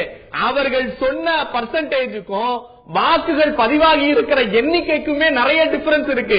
அதை நாங்க வழக்கா பதிவு பண்ணுவோம். ஒன்று. மாவோயிஸ்டுகள் இருக்கக்கூடிய மாநிலத்தில் நான் முடிச்சேன். எங்க இந்த வித்தியாசம் இருக்கு? ஏதாவது ஒரு தொகுதி உதாரணத்துக்கு மக்களுடைய பார்வைக்கா? ஒரு தொகுதி இல்லைங்க. நாங்க இதை நீதிமன்றத்தில் நாங்க ஆவணமா தாக்கல் செய்யக்கூடிய சூழ்நிலை இருக்கு. ஆக நீதிமன்றத்தில் ஆவணமா தாக்கல் செய்கிற இல்ல ஒரு நிமிஷம், அது அவங்க சொல்றதுக்கு உரிமை கிடையாது. இது எங்களுடைய உரிமை. எப்படி ஒரு நேரடியாக கண்கொண்ட சாட்சியா நான் சொல்றேன். ஒரு நிகழ்வு நடக்குது. ஒரு பாராளுமன்ற தொகுதியில நான் பணியாற்றுகிற போது ஆர்ஓக்கு ஒரு இடத்துல அதிமுகவை சார்ந்த நண்பர்கள் பணம் கொடுக்கிறார்கள் என்று நேரடியா நான் கலெக்டருக்கு என்னுடைய போன்ல இருந்து போன் பண்ணி சொல்றேன். அதை போலவே அந்த கன்சர்ன் ஏஆர்ஓக்கு போன் பண்றேன். ஏஆர்ஓ 27 நிமிஷம் கழிச்சு வராங்க. வந்து சொன்ன வார்த்தை என்ன தெரியுமா? என்கிட்ட போலீஸ் போர்ஸ் இல்ல, என்கிட்ட வீடியோ கேமரா டீம் இல்ல. இதை நான் ஒரு மிகப்பெரிய குற்றச்சாட்டாக ஆர்ஓக்கும் கொடுத்திருக்கேன், அப்சர்வருக்கும் கொடுத்திருக்கேன், நேரடியாக தேர்தல் ஆணையத்திற்கு கொடுத்திருக்கேன். இதுவரைக்கும் எந்த நடவடிக்கையும் இல்லை. நீங்க 6 ஓட்டு நீங்க வந்து பாத்தீங்க பணம் கொடுத்தா, நான் சொல்றேன் 1000 ஓட்டு கொடுக்கப்பட்டிருக்கும். ஒரு தொகுதிக்கு வந்து 10,000 ஓட்டு கொடுத்துக்கட்டும், 50,000 ஓட்டுக்கு வந்து பணம் கொடுத்து 50,000 ஓட்டு முறைகேடு நடந்திருக்கட்டும். முறைகேடு நடந்தது என்று தேர்தல் கமிஷன் சொன்னதன் அடிப்படையில் 50,000 வாக்குகள் கள்ளத்தனமாக போடப்பட்டதாக உங்களுடைய பார்வை வைத்துக் கொண்டாலும் கூட சராசரியாக திருவள்ளூர்ல 3 லட்சம் வாக்கு வித்தியாசம். நான் சொல்ல தமிழகம் முழுக்க சராசரி மிக குறைந்தபட்ச வாக்கு வித்தியாசமே மத்திய சென்னையிலும் கோவையிலும் வேலூர்லயுமே 48,000 குறைவு கிடையாது. இப்படி 50,000 வாக்குகள் வித்தியாசம் இருந்தாலும் கூட நீங்க சொன்ன மாதிரி கள்ள ஓட்டு போட்டிருந்தாலும் கூட அதை தாண்டி 1 லட்சம் வாக்கு வித்தியாசம் இருக்குன்னு நீங்க மறந்துட முடியுமா? மீண்டும் நான் சொல்றேன், இது கள்ள ஓட்டு என்கிறதன் அடிப்படையில நான் சொல்லல. இன்றைக்கு வந்திருக்கிற நக்கீரன் நாளிதழை படித்தீர்கள் என்று சொன்னால் தெரியும். வாக்கு வங்கி வாக்கு எந்திரத்தை எப்படியெல்லாம் முறைகளாக பயன்படுத்த முடியும், இன்றைக்கு நக்கீரன் இதழ் தெளிவாக மக்களிடத்தில் சொல்லுகிறேன். குறிப்பிட வேண்டாம் பிளீஸ். அது உங்களுடைய கொள்கையா இருக்கலாம். இரண்டாவது விஷயம், அந்த இதழை பிரபல வார இதழ்னு வச்சுங்க. இரண்டாவது, இதுவரைக்கும் எந்த குற்றச்சாட்டிற்கும் தேர்தல் ஆணையம் பதில் சொல்லவில்லை. இன்னும் மூன்றாவது, ஒரு தொகுதி நீங்க பல தொகுதிகள்ல இப்படித்தான். இது வாக்கினுடைய வெற்றி. இன்னைக்கு பெரிய விஷயம். இதற்கு முன்னாடி அவங்க என்ன பேசினாங்கிறது எனக்கு தெரியல. கேள்விகள் கேட்டிருக்கலாம். இன்றைக்கு ஆளும் கட்சியினுடைய மிகப்பெரிய அபார சாதனைகளுக்கு தான் மக்கள் வாக்களித்தார்கள் என்று கூட அவர்கள் பேசி இருக்கலாம். ஆனால் எல்லா பத்திரிகைகளிலும் அந்த செய்தி, பல ஊர்களில் அதிமுகவினுடைய வேட்பாளர்களை உள்ளே விடாமல் மக்கள் தெருவில இறங்கி போராடினார்கள். பிறகு எப்படி இவ்வளவு வாக்கு வந்தது? அதுதான் இங்க பிரச்சனையே. சென்னையில ஒரே ஒரு நிமிஷம், சென்னையில நடந்த ஒரு விஷயம், அண்ணா நகர்ல இருக்கிற ஒரு பூத்துல விஜயகுமார்ங்கிற ஒரு வழக்கறிஞர் கம்ப்ளைண்ட் கொடுத்திருக்காரு. என்ன அப்படின்னா, பெயரை குறிப்பிட்டு மேயர் பைதை துரைசாமியும் அமைச்சர் கோகுல இந்திராவும் உள்ளே நுழைந்து விட்டு எங்களை வெளியேற்றினார்கள், நான் கேட்டபோது என்னை அடித்தார்கள் என்று புகார் கொடுக்கப்பட்டிருக்கிறது, தேர்தல் ஆணையத்திற்கு அனுப்பப்பட்டிருக்கிறது. இதுவரைக்கும் அதற்கான பதில் இல்லை. இன்றைக்கு வரைக்கும் எஃப்ஐஆர் பதிவு பண்ணல. கிரிமினல் இன்டிமிடேஷன்ல 506(2) வரணும். இதுவரைக்கும் எந்த வழக்கும் தொடுக்கவில்லை. ஆளும் கட்சிக்கு ஆதரவாக காவல் நிலையம் செயல்பட்டது, தேர்தல் ஆணையம் செயல்பட்டது. இதிலே மக்கள் தெளிவாக இருக்கிறார்கள். எவ்வளவு வாக்கு போட்டாலும் தேர்தல் தோல்வியால் திமுக துவண்டு விடாது. திரு பிரசன்னா, அது இல்ல, உங்களுடைய வெற்றி பயணம் தொடரட்டும் அப்படிங்கிற வாழ்த்து தெரிவிச்சுக்கிறோம். அதுல எங்களுக்கு என்ன மாற்று கருத்துல நீங்க வந்து எல்லா தொடரலாம். அதுல வந்து எந்த கட்சி வெற்றி பெறணும் அப்படிங்கிற என்னுடைய கேள்வி பாருங்க. உங்களுடைய உயர்மட்ட செயற்குழு கூட்டத்துல 7வது தீர்மானம் என்ன சொல்லுது? கட்சியோடைய தோல்விக்கு பின்னடைவுக்கு பல காரணங்கள் சொல்லப்படுகின்றன. உண்மையான காரணம் என்ன என்பதை ஆராய்ந்து நம்முடைய தேர்தல் பொறுப்பாளர்களும் வேட்பாளர்களும் மாவட்ட செயலாளர்களும் அவங்களுடைய அறிக்கையை வந்து இத்தனாம் தேதிக்குள்ள கொடுக்கணும்னு சொல்றாங்க. உங்களுடைய 3வது தீர்மானம் தெளிவா சொல்லிருச்சு, பணநாயகம் தான் வந்துருச்சு, தேர்தல் கமிஷனர் கூட்டணி விசாரிச்சு. 7வது தீர்மானம் எதற்காக போடப்படுகிறது? அதுக்கான ஆராய்வு செய்ய வேண்டிய அவசியம் இல்லை. நீங்களும் ஏற்கனவே தீர்ப்பு வழங்கிவிட்டீர்களே, அப்புறம் எதுக்கு அறிக்கை கேட்கிறீர்கள்? இல்ல, நீங்க அதாவது இது திமுகவினுடைய உயர்நிலை செயற்குழு திட்டம், அது உயர்நிலை செயற்குழு திட்டத்தினுடைய தீர்மானம். அந்த தீர்மானத்தின் அடிப்படையில் 3வது தீர்மானம் என்பது பணநாயகம் வெற்றி பெற்றிருக்கிறது என்பதை சொன்னாலும் கூட, மேலும் நம்முடைய வாக்கு சதவீதங்களினுடைய அடிப்படையில் என்ன மாறுதல்கள் ஏற்பட வேண்டும் அல்லது இன்னும் தொடர்ந்து வெற்றி பெற வேண்டும் என்று சொன்னால், ஜனநாயக முறையில் தேர்தலினுடைய திருவிழாவிலே வெற்றி என்பது மிக முக்கியம். அதற்கான முன்னெடுப்புகள், அதற்கான கட்டமைப்புகளை என்ன செய்ய வேண்டும் என்பதுதான் முதல் காரணியாக இருக்க முடியுமே தவிர 3வது தீர்மானத்திற்கும் 7வது தீர்மானத்திற்கும் முடிச்சு போடுவது என்பது சம்பந்தமில்லாத ஒன்று. அதுல முரண்பாடு இருப்பதா நீங்களே உணரலையா அப்படிங்கறத கேள்வி. இல்ல, முரண்பாடு என்பது பணநாயகம் ஒரு காரணம், ஆட்சியினுடைய துஷ்பிரயோகம் ஒரு காரணம், இன்னும் நிறைய விஷயங்கள்ல நாங்க தலைமைக்கு 15ஆம் தேதிக்குள்ள அறிவிக்கணும்னு சொல்றாங்க. முதல்ல பணநாயகம்னு சொல்றாங்க. எதுக்கு இந்த 7வது தீர்மானம்? என்ன காரணம் ஆய்வு செய்து தலைமைக்கு அறிக்கை கொடுக்கணுங்கிறாங்க. அப்படின்னா எதுக்கு பணநாயகம்னு சொல்றாங்க? அப்ப என் பாசத்திற்குரிய அண்ணன் பணநாயகத்தாலதான் வெற்றி பெற்றது ஒத்துக்கிறீங்களா? ஒத்துக்கிறீங்களா?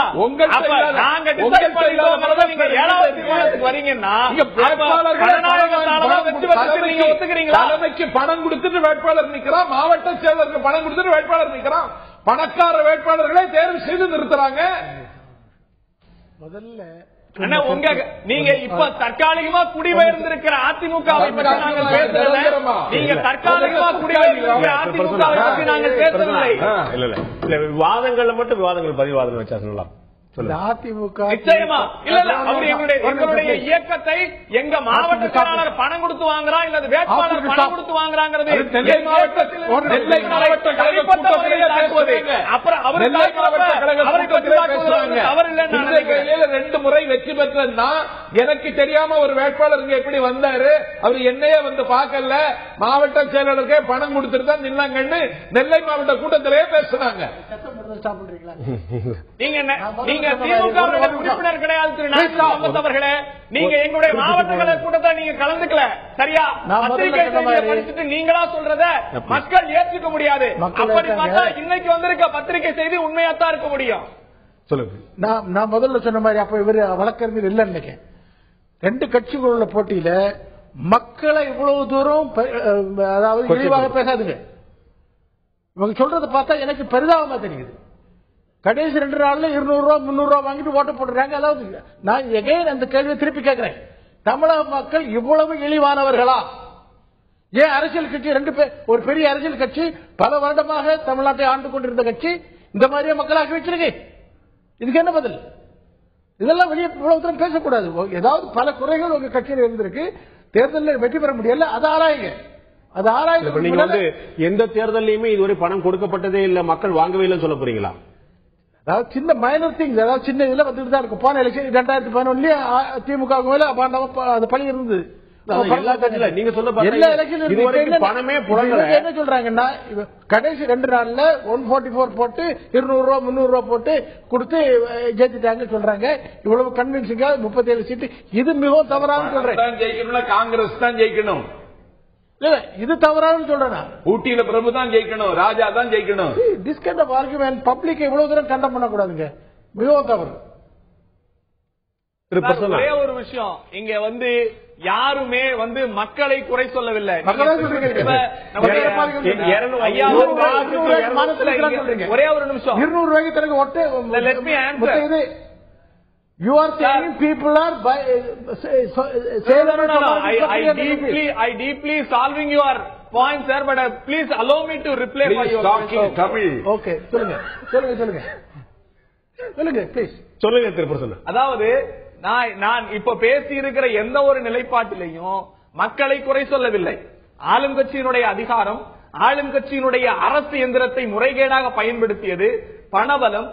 ஒரு வீடியோ கேமரால எடுக்கிறப்ப ஒரு அரசு ஊழியர் ஒரு கேமரால எடுக்கிறார் பணம் கொடுக்கறத, அப்போ அந்த அதிமுகவினுடைய கரைவேட்டி கட்டிய ஒருவர் வந்து, ஆமாண்டா நான் பணம் கொடுக்கறேன்னா உன்னால என்ன பண்ண முடியும், இந்த பணம் எடுத்துக்கோன்னு தூக்கி பிடிச்சிட்டு முறைகேடா நேரடியா இதற்கான ஆதாரம் 110 வட்டங்கள்ல மறுதேர்தல் நடத்துவதற்கு நீதியரசர் இப்ராஹிம் கலிமுல்லா தீர்ப்பெழுதினார்ல, ஐபிஎஸ் அதிகாரி வாக்களிக்க முடியாம அடையாறுல இருந்து ஓடுனார்ல, அதுதான் அதிகார துஷ்பிரயோகம். எப்படி ஒன்று நடந்ததுன்னு சொல்லுங்க. அப்படின்னா 110 வட்டத்துக்கு அதிகார துஷ்பிரயோகத்தை இவங்களா சொல்லுங்க. ஆமா இல்ல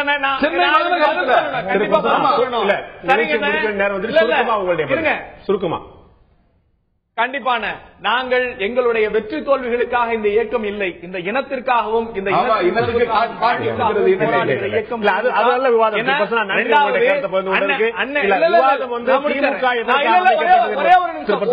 ஒரே ஒரு நிமிடம் என்னை அனுமதிக்கணும். இந்த நேரத்தில் நான் என்னுடைய கருத்தை சொல்லியிருப்பேன். உங்களுக்கு 1 நிமிடம் அல்ல, உங்களுக்கு 2 நிமிடம் தருகிறேன். ஆனால் தயவு செய்து விவாதத்தை திசைத்திருப்பார்கள். திசை திருப்பல அவர் என்ன சொன்னாரு, 110 போட்டதை பத்தி நாங்க வந்து விமர்சனம் பண்ணக்கூடாது அப்படின்னாரு. சட்டத்தை வளைப்பதை பற்றி பேசுகிறார். அண்ணன் நாஞ்சி சம்பத் அவர்கள் மீது தமிழ்நாடு முழுக்க அதிகபட்சமாக வழக்கு போட்டது அம்மையார் ஜெயலலிதா.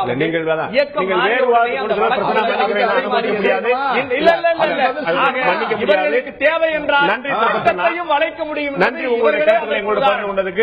முக்கியமான விஷயம் நண்பர்கள் நாம் பார்க்கிறோம், கட்சிகள் வந்து மாறி மாறி குற்றம் சாட்டினால் கூட திரு தேவசாயம் சொன்னது போல மக்களை இது இழிவுபடுத்தக்கூடிய விஷயமா நாம் பார்க்க வேண்டுமா என்ற கேள்வி எழுந்திருக்கிறது.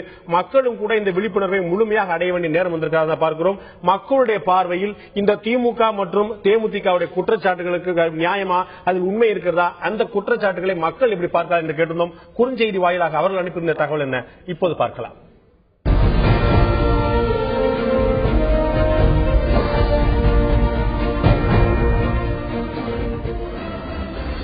திமுக மற்றும் தேமுதிகவுடைய தோல்விக்கான காரணம் என்ன என்ற கேள்விக்கு குறையும் ஆதரவுதான் முக்கியமான காரணம் என்று 58% மக்களும், தேர்தல் ஆணையம் ஒரு காரணம் என்று 32% மக்களும், அதிமுகவுடைய அலை என்று 10% மக்களும் கருத்தை தெரிவித்தார்கள். அதிமுகவுடைய அலையால் தான் திமுக தேமுதிக போன்ற கட்சியில் தோல்வியற்ற என்று 10% மக்களும், தேர்தல் ஆணையம் ஒரு காரணம் என்று 32% மக்களும், கட்சிகளுக்கு குறைந்திருக்கக்கூடிய ஆதரவுதான் தோல்விக்கான காரணம் என்று 58% மக்கள் தெரிவித்திருக்கிறார்கள். மக்களுடைய கருத்து திமுகவுடைய தலைவர் சொன்னது போல மக்களுடைய தீர்ப்பை மகேஸ்வரி தீர்ப்பு என்று ஏற்றுக்கொள்ள வேண்டியிருக்கிறது. பல்வேறு காரணங்கள் இருக்கலாம். தேர்தலுடைய தோல்வியும் வெற்றியும் வந்து ஒவ்வொரு முறை மாறக்கூடிய விஷயம். இந்த முறை இருக்கக்கூடிய வெற்றியும் தோல்வியும் அடுத்த முறை தொடருமா என்ற கேள்விக்குறியான விஷயம். ஒவ்வொரு முறையும் மக்கள் பார்த்து பார்த்து வாக்களிக்கிறார்கள். அடுத்த முறை மக்கள் என்ன செய்யப்படும் என்பது பார்ப்போம். இந்த நிகழ்ச்சியில் கலந்து கொண்ட நண்பர்களுக்கு நன்றி, பார்த்தவங்களுக்கு நன்றி. நண்பர்களே, இந்த பிரச்சனை அதிமுக மீதான விமர்சனங்கள் பல இருந்தாலும் கூட ஒரு முக்கியமான குற்றச்சாட்டு அதிமுக அரசு மீது தொடர்ந்து வைக்கப்பட்டுக் கொண்டிருக்கிறது. மின்வெட்டு பிரச்சனையில் அதிமுக இன்னும் தனக்கு கொடுத்த வாக்குறுதியை நிறைவேற்றவில்லை என்று ஆயுதத்துடைய நீட்சியில் அது பற்றி விவாதிக்க இருக்கிறோம்.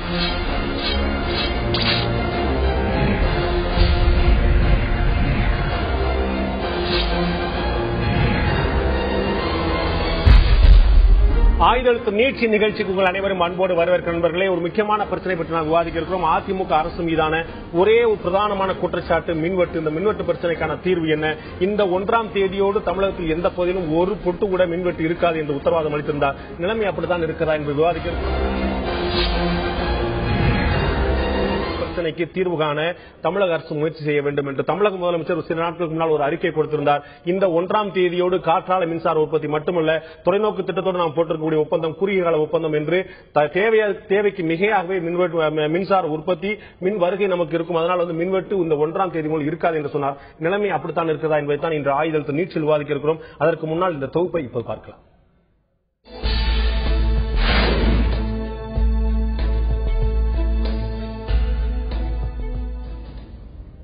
2011 சட்டமன்ற தேர்தலில் திமுக எதிர்க்கட்சி வரிசையில் கூட அமர முடியாதபடி பின்னடைவை சந்தித்ததற்கும் அதிமுக அறுதி பெரும்பான்மையுடன் ஆட்சியை பிடித்ததற்கும் மின்தடை மிக முக்கிய பங்கு வகித்தது. அதிமுக ஆட்சிக்கு வந்தால் மின்தடைக்கு முடிவு கட்டுவதோடு தமிழகத்தை மின்மிகை மாநிலமாக மாற்றுவோம் என்று ஓட்டு கேட்டார் அதிமுக பொதுச் செயலாளர் ஜெயலலிதா. அவரது பிரச்சாரத்திற்கு நல்ல பலன் கிடைத்தது. ஆனால் அதிமுக ஆட்சிக்கு வந்த பின்னரும் மின்வெட்டு தொடரவே செய்தது. தமிழகத்தை மத்திய அரசு புறக்கணிக்கிறது. மத்திய தொகுப்பில் இருந்து தமிழகத்திற்கு போதிய அளவு மின்சாரம் தரப்படுவதில்லை என்று மின்தடைக்கு காரணங்களை பட்டியலிட்டார் முதல்வர் ஜெயலலிதா. கடந்த ஆண்டு அக்டோபர் 2ஆம் தேதி தமிழக சட்டமன்றத்தில் பேசிய முதல்வர் ஜெயலலிதா தமிழகம் 99% மின்மிகை மாநிலமாக மாறிவிட்டதாக கூறினார். ஆனால் யதார்த்த நிலை அப்படி இல்லை. தமிழகத்திற்கு நாள் ஒன்றுக்கு சராசரியாக 12,000 முதல் 13,000 மெகாவாட் மின்சாரம் தேவைப்படுகிறது. இதில் 33% தமிழக அரசால் உற்பத்தி செய்யப்படுகிறது. 32% மத்திய தொகுப்பிலிருந்து பெறப்படுகிறது. எஞ்சியுள்ள 35% தனியாரிடமிருந்து கொள்முதல் செய்யப்படுகிறது. இதில் 23% முதல் 25% வரை காற்றாலை மூலம் மின்சாரம் உற்பத்தி செய்யப்படுகிறது. காற்று அதிகம் வீசும் ஜூன், ஜூலை, ஆகஸ்ட் மாதங்கள் தவிர்த்து மீதமுள்ள 9 மாதங்களுக்கு இந்த 23% மின்சாரம் பற்றாக்குறையாகவே இருந்து வருகிறது.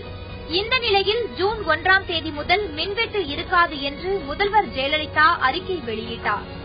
ஜூன் மாதம் தொடங்கிவிட்டதால் காற்றாலை மின்சாரம் கை கொடுக்கும் என்பதாலும் சீசன் காலம் முடிவதற்குள் வடசென்னை அனல்மின் நிலைய 4வது அலகு, உடன்குடி அனல்மின் நிலையம் உள்ளிட்ட 32,000 கோடியில் திட்டமிடப்பட்டுள்ள புதிய மின் திட்டங்கள் செயல்பாட்டுக்கு வந்துவிடும் என்ற நம்பிக்கையிலும் முதல்வர் ஜெயலலிதா இந்த அறிவிப்பை வெளியிட்டுள்ளார். ஆனால் முதல்வரின் அறிவிப்புக்கு பின்னரும் தமிழகத்தில் பல இடங்களில் மின்தடை இருந்து வருவதாக குற்றச்சாட்டு கிளம்பியுள்ளது. மின்தடை பற்றிய தகவல் கூட வெளிச்சத்திற்கு வராமல் இருண்டே கிடக்கிறது. எது எப்படியோ தமிழக மக்களுக்கு மின்சாரம் பற்றிய செய்தியே ஷாக் அடிப்பதாகத்தான் இருக்கிறது. மின்சாரம் இல்லாமல் மின்வெட்டு இருட்டு மட்டுமல்ல, மின்வெட்டு பற்றிய தகவல் கூட இருட்டாகத்தான் இருக்கிறது அப்படிங்கிறது ஒரு பார்வையா இருக்கிறது. இந்த தொடரும் மின்வெட்டுக்கான தீர்வு என்ன, காரணம் என்ன என்பதை பற்றி தான் இன்றைய ஆயுதத்து நீட்சியில் நாம் பாதிக்கிறோம். இந்த நிகழ்ச்சி நம்முடைய திரு காந்தி மின்வாரியத்துடைய மூத்த அதிகாரி, ஓய்வு பெற்ற அதிகாரி திரு காந்தி அவர்கள் முடிந்திருக்கிறார். அதேபோல அதிமுகவுடைய கொள்கைபரப்பு துணை செயலாளர் திரு நாஞ்சி சம்பத் அவர்கள் நம்மோடு தொடர்ந்து இருக்கிறார். காந்தி உங்களை இந்த நிகழ்ச்சிக்கு வர நண்பர்களே, நான் முதல்ல திரு காந்திட்ட கேட்க விரும்புகிறேன். இந்த பிரச்சனையுடைய வீரியம் நம்ம ரொம்ப காலமா பேசப்பட்டுட்டே இருக்கு. நம்ம கடந்த ஆட்சி நம்ம ஏற்கனவே தொகுப்புல சொன்ன மாதிரி கடந்த ஆட்சியுடைய பின்னடைவுக்கு அந்த ஆட்சி மாற்றத்துக்கு ஒரு அடிப்படையான காரணத்துல முக்கியமான காரணமா நம்ம அந்த மின்வெட்டு பிரச்சனை சொல்லலாம். ஆட்சி மாறிய போது ஒரு மாற்றம் ஏற்பட்டு இந்த மின்வெட்டு இல்லாம போயிருக்கிற நிலைமை வந்துச்சு. ஆனா அந்த பற்றாக்குறை தொடர்ந்துட்டே இருக்கு. அடிப்படையில சுருக்கமா தெரிஞ்சுக்கிற ஒரு விஷயம், எங்க இந்த கோளாறு, ஏன் இது வாக்குறுதி கொடுத்து நிறைவேறக்கூடிய விஷயமா இல்ல, எங்க இந்த பிரச்சனை? இந்த பிரச்சனையில் கொள்முதலை நம்பித்தான் இன்றைக்கு மின்வெட்டை எடுப்போம் என்ற நிலைத்தான் முதல்வருடைய அறிக்கையில் இருக்கிறது. 2008 துவங்கப்பட்ட மின்நிலை உற்பத்தி, புதிய உற்பத்தி நிலையங்கள் 2500 மெகாவாட் வருகின்றது. அதே நேரத்தில் ஒவ்வொரு ஆண்டும் 1100 மெகாவாட் அளவிற்கு நமக்கு கூடுதல் தேவை வளர்ந்து கொண்டே இருக்கிறது. இந்த 3 ஆண்டு காலத்தில் இன்றைக்கு 3000 மெகாவாட் அளவிற்கு நமக்கு கூடுதல் தேவை வளர்ந்திருக்கிறது. நாம் கொள்முதலும் அதே அளவுக்கு தனியாரிடமிருந்து நாம் கொள்முதலையும் அதிகப்படுத்திக் கொண்டிருக்கிறோம். அதே நேரத்தில் கொள்முதல் அதிகமாக அவரிடம் நாம் மின்வாரியம் நஷ்டத்தை நோக்கி சென்று கொண்டே இருக்கிறது. ஆக புதிய திட்டங்களை துவங்குவது பின்னுக்கு தள்ளி போகிறது. சொந்தமான உற்பத்தி இல்லாமல் வெளியில விலைக்கு வாங்குறத நம்பியே போறது. மூலதனத்திற்கான செலவு என்பது நடைமுறை செலவிலே செலவழித்து விடுவார். 2011 அறிவிக்கப்பட்ட 3800 மெகாவாட்டுக்கான திட்டங்கள் இன்றைக்கு எல்லா கிளியரன்சஸும், அதாவது சுற்றுச்சூழல் கிளியரன்ஸ் எல்லாம் கிடைத்த பிறகும் கூட இன்றைக்கு தூங்க முடியாத நிலையிலே இருக்கிறது. என்ன காரணம்? மூலதன செப்பனம் வேண்டி இருக்கிறது. நிதி வேண்டும், மூலதனம் வேண்டும் அல்லவா? அது முதல்ல 50,000 கோடி ரூபாய் நஷ்டத்தில் இருக்கக்கூடிய ஒரு நிறுவனத்திற்கு எந்த வங்கிகளும் இன்றைக்கு கடன் தருவதற்கு தயாராக இருக்க மாட்டாங்க. அதற்கு தமிழக அரசு உத்தரவாதம் தந்து அந்த கடன் தொகையை ஏற்கனவே தமிழக அரசு மின்வாரியத்தினுடைய மொத்த கடனில் 24,000 கோடி அளவிற்கு உத்தரவாதம் தந்திருக்கிறது. அது அரசினுடைய நீண்டகால கடனாக பாதியை மாற்றி இருக்கிறார்கள். அதனால அவங்களுடைய மிகப்பெரிய கடன் சுமை அப்படிங்கறதும் புதிதாக கடன் வாங்க முடியாது அப்படிங்கிற நிலைமை மாறி இருக்கு இல்லையா? புதியாக வாங்கி அந்த நிலைதான். இந்த ஆண்டு 10,000 கோடி ரூபாய் அளவுக்கு மின்வாரியம் நஷ்டத்தை சம்பாதித்துக் கொண்டிருக்கிறது. கடனை புனரமைக்கப்பட்ட பிறகு அரசு எந்த அளவுக்கு முட்டு கொடுத்தாலும் கூட அந்த அளவுக்கு முட்டு கொடுத்தாலும் கூட சமாளிக்க முடியாத நிலைமையில கடன் இருக்கிறது. ஏனென்று சொன்னால் மாநில அரசினுடைய மொத்த கடனே 1,30,30,000 கோடி ரூபாய். அது இல்லாமல், அந்த கணக்கில் இல்லாமல் ஒரு மின்வாரியத்தின் ஒரு துறையினுடைய நஷ்டம் மட்டுமே 50,000 கோடியில் எட்டுகிறது. ஆண்டுக்கு மொத்தமா. ஆக இதில் அவர்கள் புனரமைப்பு செய்தாலும் இப்ப இருக்கக்கூடிய வரக்கூடிய பணத்தை எல்லாம், மூலதன பணத்தை எல்லாம் நடைமுறை செலவுக்கு கொண்டு போனால் மூலதனத்திற்கு அந்த பணம் போவதில்லை. ஆக புதிய திட்டங்கள் வரவில்லை. இது ஒரு காரணம். இரண்டாவதாக கொள்முதல் என்பது ஏற்கனவே தொடர்ந்து கொண்டே இருக்கிறது. 3600 மெகாவாட், 3800 மெகாவாட் இன்றைக்கும் நாம் கொள்முதல் செய்கிறோம். அதில் 600 மெகாவாட் மின்சாரம் என்பது கிட்டத்தட்ட 10 ரூபாய் 84 பைசாவிலிருந்து 13 ரூபாய் 44 பைசா அளவுக்கு கொள்முதல் இருக்கிறது. காற்றாலை உற்பத்தி இன்றைக்கு 2000 மெகாவாட் அளவுக்கு கிடைத்தாலும் கூட இன்றைக்கு நேற்றைய நிலையில் கூட இந்த உச்சபட்ச தேவை, அதாவது மாலை நேரத்திலே அந்த மின்சாரத்தினுடைய தேவையை சந்திக்க முடியவில்லை. ஆக அறிவித்தபடி மின்வெட்டை நாம் முழுமையாக நீக்க முடியவில்லை. ஏனென்றால் அது காற்றாலையை நம்பி இருக்கிறோம். காற்றாலை உற்பத்தி 4000 மெகாவாட் அளவுக்கு கூட கிடைக்கக்கூடும். ஆனால் அது நம் கட்டுப்பாட்டில் இல்லை. தொடர்ந்து நம்ம பேசுவோம். நாஞ்சில் சம்பவத்தை கேட்க விரும்புறேன். இதுல தேர்தல்ல ரொம்ப நல்லா அதிமுகவுக்கு தெரிஞ்ச விஷயம் மின்வெட்டுங்கிறது ஒரு மிகப்பெரிய விஷயம். இதை நம்ம சட்டசபையிலே போன முறை பேசணும். அது ஒரு மிகப்பெரிய பலம். அதனால மக்களுக்கு ஒரு மிகப்பெரிய அதிருப்தி ஏற்பட்டிருக்குங்கிறது கடந்த ஆட்சியில உங்களுக்கு எல்லாம் தெளிவா தெரிஞ்ச விஷயம். அதிமுக தெளிவா தெரிஞ்ச விஷயம். பிரச்சாரத்துல தமிழக முதலமைச்சர் சொன்னார் 3 மாதங்கள்ல மின்வெட்டு பிரச்சனை முற்றிலுமாக தீர்ந்து சொல்லி தேர்தல் வாக்குறுதி, தேர்தல் அறிக்கையிலும் கூட கொடுக்கப்பட்டது. அதன் பிறகு 3 மாதத்தில் நிறைவேற்ற முடியல, நிறைவேற்றலங்கிறது ஒருபுறம் இருக்கட்டும். இந்த தேதியோடு மின்வெட்டு பிரச்சனைக்கு தீர்வு காணப்படும் சொல்லி அவங்க விதித்த கெடுவே, தமிழக மின்சாரத்துறை அமைச்சரை பற்றி நான் சொல்ல, தமிழக முதலமைச்சரே விடுத்த கெடுக்களே 3-4 என்னுடைய சிறிய ஞாபகத்திலே 3 முறை 4 முறை தமிழக முதலமைச்சரை தொலைக்காட்சியில் தோன்றி சொன்னது விஷயம் இருக்கட்டும், அறிக்கையில் சொன்னதாக இருக்கட்டும், சட்டசபையில் சொன்னதாக இருக்கட்டும். இப்படியே ஒரு பிரச்சனையில தமிழக முதல்வருக்கு ஒரு ஆழமான அறிவு இருக்கக்கூடிய நிலைமையில, ஒரு ஆழமான பார்வை இருக்கக்கூடிய நிலைமையில அதிகாரிகள் ஒரு முழுமையான தகவலை சொல்லாம இருக்காங்கன்னு நினைக்கிறீங்களா? இல்ல வேற ஏதோ ஒரு அதீத ஒரு நம்பிக்கையில இந்த பிரச்சனை எல்லாம் தீர்ந்து சொல்லி தமிழக முதலமைச்சர் சொல்றாங்களா? ஏன் அந்த கெடுவை காப்பாற்ற முடியவில்லை? ஒரு அதீத நம்பிக்கையில சொல்றதுதான் அவர் மீது இருக்கின்ற நம்பிக்கை. அதையும் தாண்டி ஒரு அதீத நம்பிக்கை, எல்லாவற்றையும் வேலை வாங்கி நம்ம இதை செய்துவிட முடியும் என்று சொல்லக்கூடிய கனத்த நம்பிக்கை, அதுல சொல்றதுதான். இன்னைக்கு கூட மின் வெட்டு இருக்குன்னு சொல்றது கூட நான் ஏற்றுக்கொள்ள தயாரா இல்ல. மக்கள் ஏற்றுக்கொள்வாங்க இல்லையே. அதாவது மின் தடைக்கு மின் வெட்டுக்கு இமாலய இடைவெளி. ஆற்காடு வீராசாமி இதே வார்த்தை தான் சொன்னார். முன்னாள் மின்சாரத்துறை அமைச்சராக இருந்தவர் மின் தடைக்கும் மின் வெட்டுக்கும் வித்தியாசம் உண்டு இதே வார்த்தையை தான் சொன்னார். இல்ல நம்பிக்கையில சொல்றதா. இன்னைக்கு நீங்க இந்த நிலைமை வெகு விரைவில் அவங்க சரி பண்ணிடுவாங்க. மிகை மின் மாநிலமாக தமிழகத்தை உருவாக்குகிற முயற்சியில வெற்றி பெறுவார்கள். நேற்றைக்கு இந்தியாவினுடைய பிரதம அமைச்சர் நரேந்திர மோடி அவர்களை சந்தித்து பிரதானமாக அம்மா அவர்கள் சொன்னதே இந்த பிரச்சனைக்கு தீர்வு காணத்தான். இல்ல அது நம்ம புரிஞ்சுக்கிறேன். தமிழக முதலமைச்சருக்கு அந்த உறுதிப்பாடு இருக்கும் நம்ம எதிர்பார்க்கலாம். ஏன்னா இன்னும் 1.5 வருஷம் 2 வருஷத்துக்குள்ள அடுத்த தேர்தலை சந்திக்க வேண்டிய நிலைமையில இந்த வெற்றியை தக்க வச்சிருந்தா நிச்சயமா அது செஞ்சாகணும், செஞ்சிருவாங்க அப்படின்னு நம்பிக்கையோடு இருக்குன்னு சொல்லலாம். என்னுடைய கேள்வி, ஏன் அந்த வாக்குறுதியை தருகிறார்கள்? இப்ப முதலமைச்சருடைய கிரெடிபிலிட்டி கேள்விக்குள்ளாகலையா? நம்ம மின்வெட்டு தீர்ந்துரும் அப்படின்னு சொன்னா நீங்க சொல்ல வேண்டியது இல்லையா? மின்வெட்டு கிரெடிபிலிட்டி கேள்விக்குள்ளாக எப்படி ஜெயிக்க முடியும்? நான் கேட்கறது மின்வெட்டு இல்ல அப்படிங்கிற நிலைமைய மக்கள் உடனே தெரிஞ்சுப்பாங்களே. மக்கள்கிட்ட நாங்க விளக்கம் சொல்றோம். இல்ல மின்வெட்டு இல்லைன்னா மக்கள் உடனே தெரிஞ்சுப்பாங்களே. 1ஆம் தேதியில இருந்து மின்வெட்டு இருக்காது, அடுத்த ஆகஸ்ட்ல இருந்து இருக்காது, ஜூன்ல இருந்து இருக்கான்னு ஒரு கெடு விதிக்கும் போது அது இல்லைன்னு போகும்போது மக்கள் சொன்னாங்க செய்யல அப்படிங்கிற ஒரு பார்வை வருதா? அப்படி ஒண்ணு வரலையே. ஏதாவது மக்கள் உங்ககிட்ட புகார் சொல்றாங்களா? அப்படி ஒண்ணு இல்லையே. இதுக்கு முந்தின வாரத்துல நீங்க தான் சொன்னீங்க இந்த மாதிரி மக்கள் யாராவது புகார் சொன்னாங்களா? இன்னைக்கு இப்போ மின்வெட்டு பத்தி பேசும்போது மக்கள் உங்களுக்கு புகார் சொன்னாங்க. மின்வெட்டு ரொம்ப நல்லா இருக்குன்னு சொல்லி மக்கள் யாராவது பாராட்டி இருக்கிறாங்களா? மின்வெட்டு இல்லாம இருக்கிறவங்களுக்கு இயற்கையோட இணைந்து வாழ்வது மாதிரி இருக்குன்னு சொல்லி மக்கள் யாராவது சொல்லியிருக்காங்க. அதாவது அப்படின்னு சொன்னா தினமணியில ஒரு ஆர்டிகிளே வந்துச்சு, நீங்க படிச்சு இதுவும் கூட லாபம் தான் அப்படின்னு ஒரு ஆர்டிகிள் கூட வந்துச்சு. நான் அதை எனக்கு சாதகமா பயன்படுத்தல. இது ஒரு நீண்டகால பிரச்சனை. இதற்கு எல்லா வகையிலும் ஒரு முயற்சி எடுக்க வேண்டும் என்று முதலமைச்சர் ரொம்ப கரிசனமாகவும் இருக்கிறார்கள், மிகுந்த கவலையோடும் இருக்கிறார்கள். 2015க்குள்ள மின்வெட்டு பிரச்சனைக்கான தீர்வு இயல்பாகவே தமிழக அரசுடைய மின்சாரத்துறை கொடுத்திருக்கக்கூடிய புள்ளிவிவரங்கள் அடிப்படை தமிழக அரசுடைய தமிழ் அடிப்படை 2015 மார்ச்சுக்குள்ள இந்த பிரச்சனை 100% தீர்ந்து மின்மிகமே மாநிலமாக மாறிவிடக்கூடிய ஒரு பார்வை இருந்தாலும் கூட திரு காந்தி சொன்னது போல முதலீட்டு திட்டங்கள்ல கவனம் செலுத்தாம வாங்குறதுலே கவனம் செலுத்திருக்கிறனால நீண்ட கால பார்வை இல்லாத போக்கு அரசாங்கங்கள் மத்தியில் இருக்கிறதா? இந்த பிரச்சனைக்கான தீர்வு எப்போது இயல்பாகவே கிடைக்கும்? ஆயுதழுத்து நீட்சிக்கு உங்கள் அனைவரும் அன்போடு வர நண்பர்களே, சாக்கடிக்கக்கூடிய மின்சார செய்தி இன்றைய ஆயுதழுத்து நீட்சியுடைய ஒரு பிரதான பிரச்சனையா இருக்கிறது. நான் நாஞ்சில் சம்பவத்தை கேட்க விரும்புறேன். நம்ம ஏற்கனவே நான் உங்களுக்கு இடைவெளிக்கு முன்னாடி சொன்னபோது வாக்குறுதி கொடுக்கப்படுவது நிறைவேற்றப்படவில்லை அப்படிங்கும்போது ஒரு கிரெடிபிலிட்டி கேள்விக்குள்ளாகுமா அப்படிங்கிறத தாண்டி இதுவரைக்கும் நம்ம அதிகாரிகள் நீங்க நம்புறாங்கன்னு சொல்லி சொன்னீங்க. அதிகாரிகள் மாற்றம் கூட 2-3 முறை மாற்றப்பட்டாச்சு. அவங்க சொல்றது எந்த உள்ள போகும்? திரு காந்தி சொன்னது போல முதலீட்டுல எவ்வளவு இன்வெஸ்ட் பண்றீங்க, ஒரு நிரந்தர திட்டங்கள் நம்முடைய சொந்த திட்டங்கள் எவ்வளவு பண்றீங்க, தனியார் எவ்வளவு வாங்குறீங்க, நிரந்தர ஒப்பந்தங்கள் எவ்வளவு, குறுகிய கால ஒப்பந்தங்கள், இது பற்றின ஒரு பார்வையெல்லாம் ஒரு அரசுக்கு வேண்டாமா? நம்ம வாக்குறுதி கொடுக்கும் போது ஒரு 100% உத்தரவாதமா ஒரு சிஎம் உடைய வாக்குறுதி அப்படிங்கிறது ஒரு சாசனம் போல இருக்க வேண்டும் அப்படிங்கிறது இல்லையா? அதாவது ஒரு மாநில அரசாங்கத்தினுடைய முழு செல்வாக்கையும் அதிகாரத்தையும் பயன்படுத்தினாலும் இதுக்கு தீர்வு எட்டாது. இதனுடைய தீர்வு மத்திய அரசாங்கத்தினுடைய பரிபூரணமான ஒத்துழைப்பு இருந்தால் மட்டும்தான் இதுக்கு ஒரு தீர்வு எட்ட முடியும். பாத்தீங்கன்னா நம்ம தொகுப்புல சொன்னது போல 33% குத்துமதிப்பாக ஒரு 33% நம்முடைய சொந்த உற்பத்தியா இருக்குது. கிட்டத்தட்ட ஒரு 30-35% மத்திய தொகுப்புல இருந்து வருது.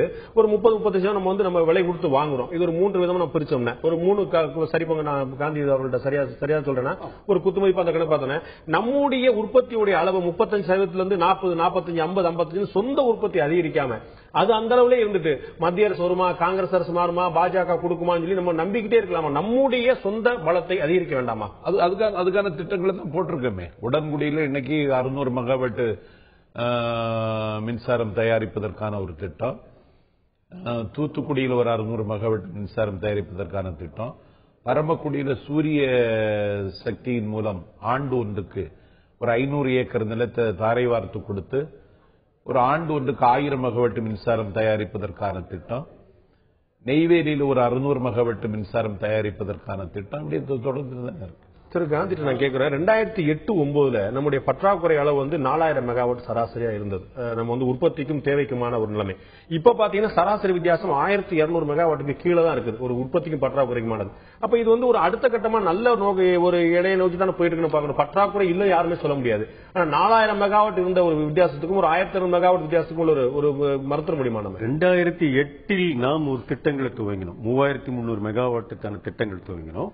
அதில் இன்றைக்கு 2550 மெகாவாட் மின்சார உற்பத்தி வந்திருக்கிறது. அதைத்தான் முதல்வர் அவர்கள் அறிக்கையில் குறிப்பிட்டிருக்கிறார்கள். இன்னும் அடுத்தாற் போல வரக்கூடிய திட்டங்கள் என்பதையும் அந்த 2008 துவங்கப்பட்ட திட்டங்கள் தான். அரசு இந்த திட்டங்கள் அதற்கு பிறகு 2008க்கு பிறகு நாம் இன்றைக்கு 2014 இருக்கிறோம். ஒவ்வொரு ஆண்டும் 1000 மெகாவாட் அளவிற்கு நமக்கு தேவை கூடிக்கொண்டிருக்கிறது. ஆக ஒவ்வொரு ஆண்டும் நாம் 1000 மெகாவாட் அளவிற்கு உற்பத்தியை துவங்கியிருக்க வேண்டும். 6 ஆண்டுகளில் இதுவரை எந்த திட்டத்தையும் நாம் துவங்கவில்லை. 2011 இந்த அதிமுகவுடைய ஆட்சிக்கு பிறகு 2011க்கு அப்புறம் இந்த 3 வருஷம் கிட்டத்தட்ட ஒரு 2550 மெகாவாட்டுக்கான உற்பத்தி துவக்கிறாங்க. 2008 துவங்கப்பட்ட திட்டங்கள் 2011 உற்பத்தியை துவங்கியிருக்க வேண்டும். 2011 துவங்கவில்லை, 12 துவங்கவில்லை, 13 துவங்கவில்லை, 14 இப்பொழுது வந்திருக்கிறது. நீங்க சொல்லக்கூடியது வள்ளூர், மேட்டூர், வட சென்னை, ஆமா இது போன்றதான் சொல்றீங்க. இது 2011 துவங்கி இருக்கணும். ஆமா, இதெல்லாம் உற்பத்தி துவங்கியிருந்தா 2550 மெகாவாட்டுக்கான மின்சாரம் நம்ம கையில கிடைச்சிருக்கும். 2550 மெகாவாட் மின்சாரம் குறைந்தபட்சம் 2012ஆம் ஆண்டிலே கிடைத்திருக்கும். என்ன காரணம்? திட்டங்கள் துவக்கப்பட்டாச்சு. 2011 வந்திருக்கணும், ஷெட்யூல் படி போயிருந்தா, திட்டமிட்டபடி போயிருந்தா.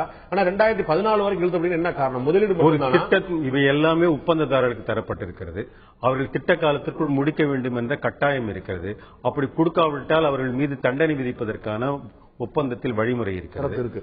ஆனால் அதை செயல்படுத்துவதில் அரசுதான் அதை நிலைப்படுத்தியிருக்க வேண்டும், ஒழுங்குபடுத்தியிருக்க வேண்டும்.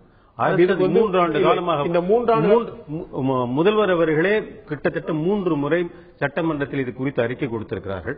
முதல்வர்கள் கொடுத்த தேதியிலே அவை மின் உற்பத்தி துவங்கவில்லை. அவை தள்ளி போய்கொண்டே இருக்கின்றன. 2 தடவை 2012 கொடுத்தார்கள். 31 நீங்க சொல்றபடி பார்த்தா அந்த ஒப்பந்ததாரர்கள் வந்து தாமதப்படுத்துறாங்க, முறையா நிறைவேற்றல அப்படி சொல்ல முடியாது. நிர்வாக கோளாறு. நிர்வாகத்தில் இருக்கக்கூடியவர்கள் அந்த உற்பத்தியை கொண்டு வந்திருக்க வேண்டும். அப்படி கொண்டு வரவில்லை என்றால் அதை பற்றி அமைச்சர் ஒரு நடவடிக்கை எடுத்திருக்க வேண்டும்.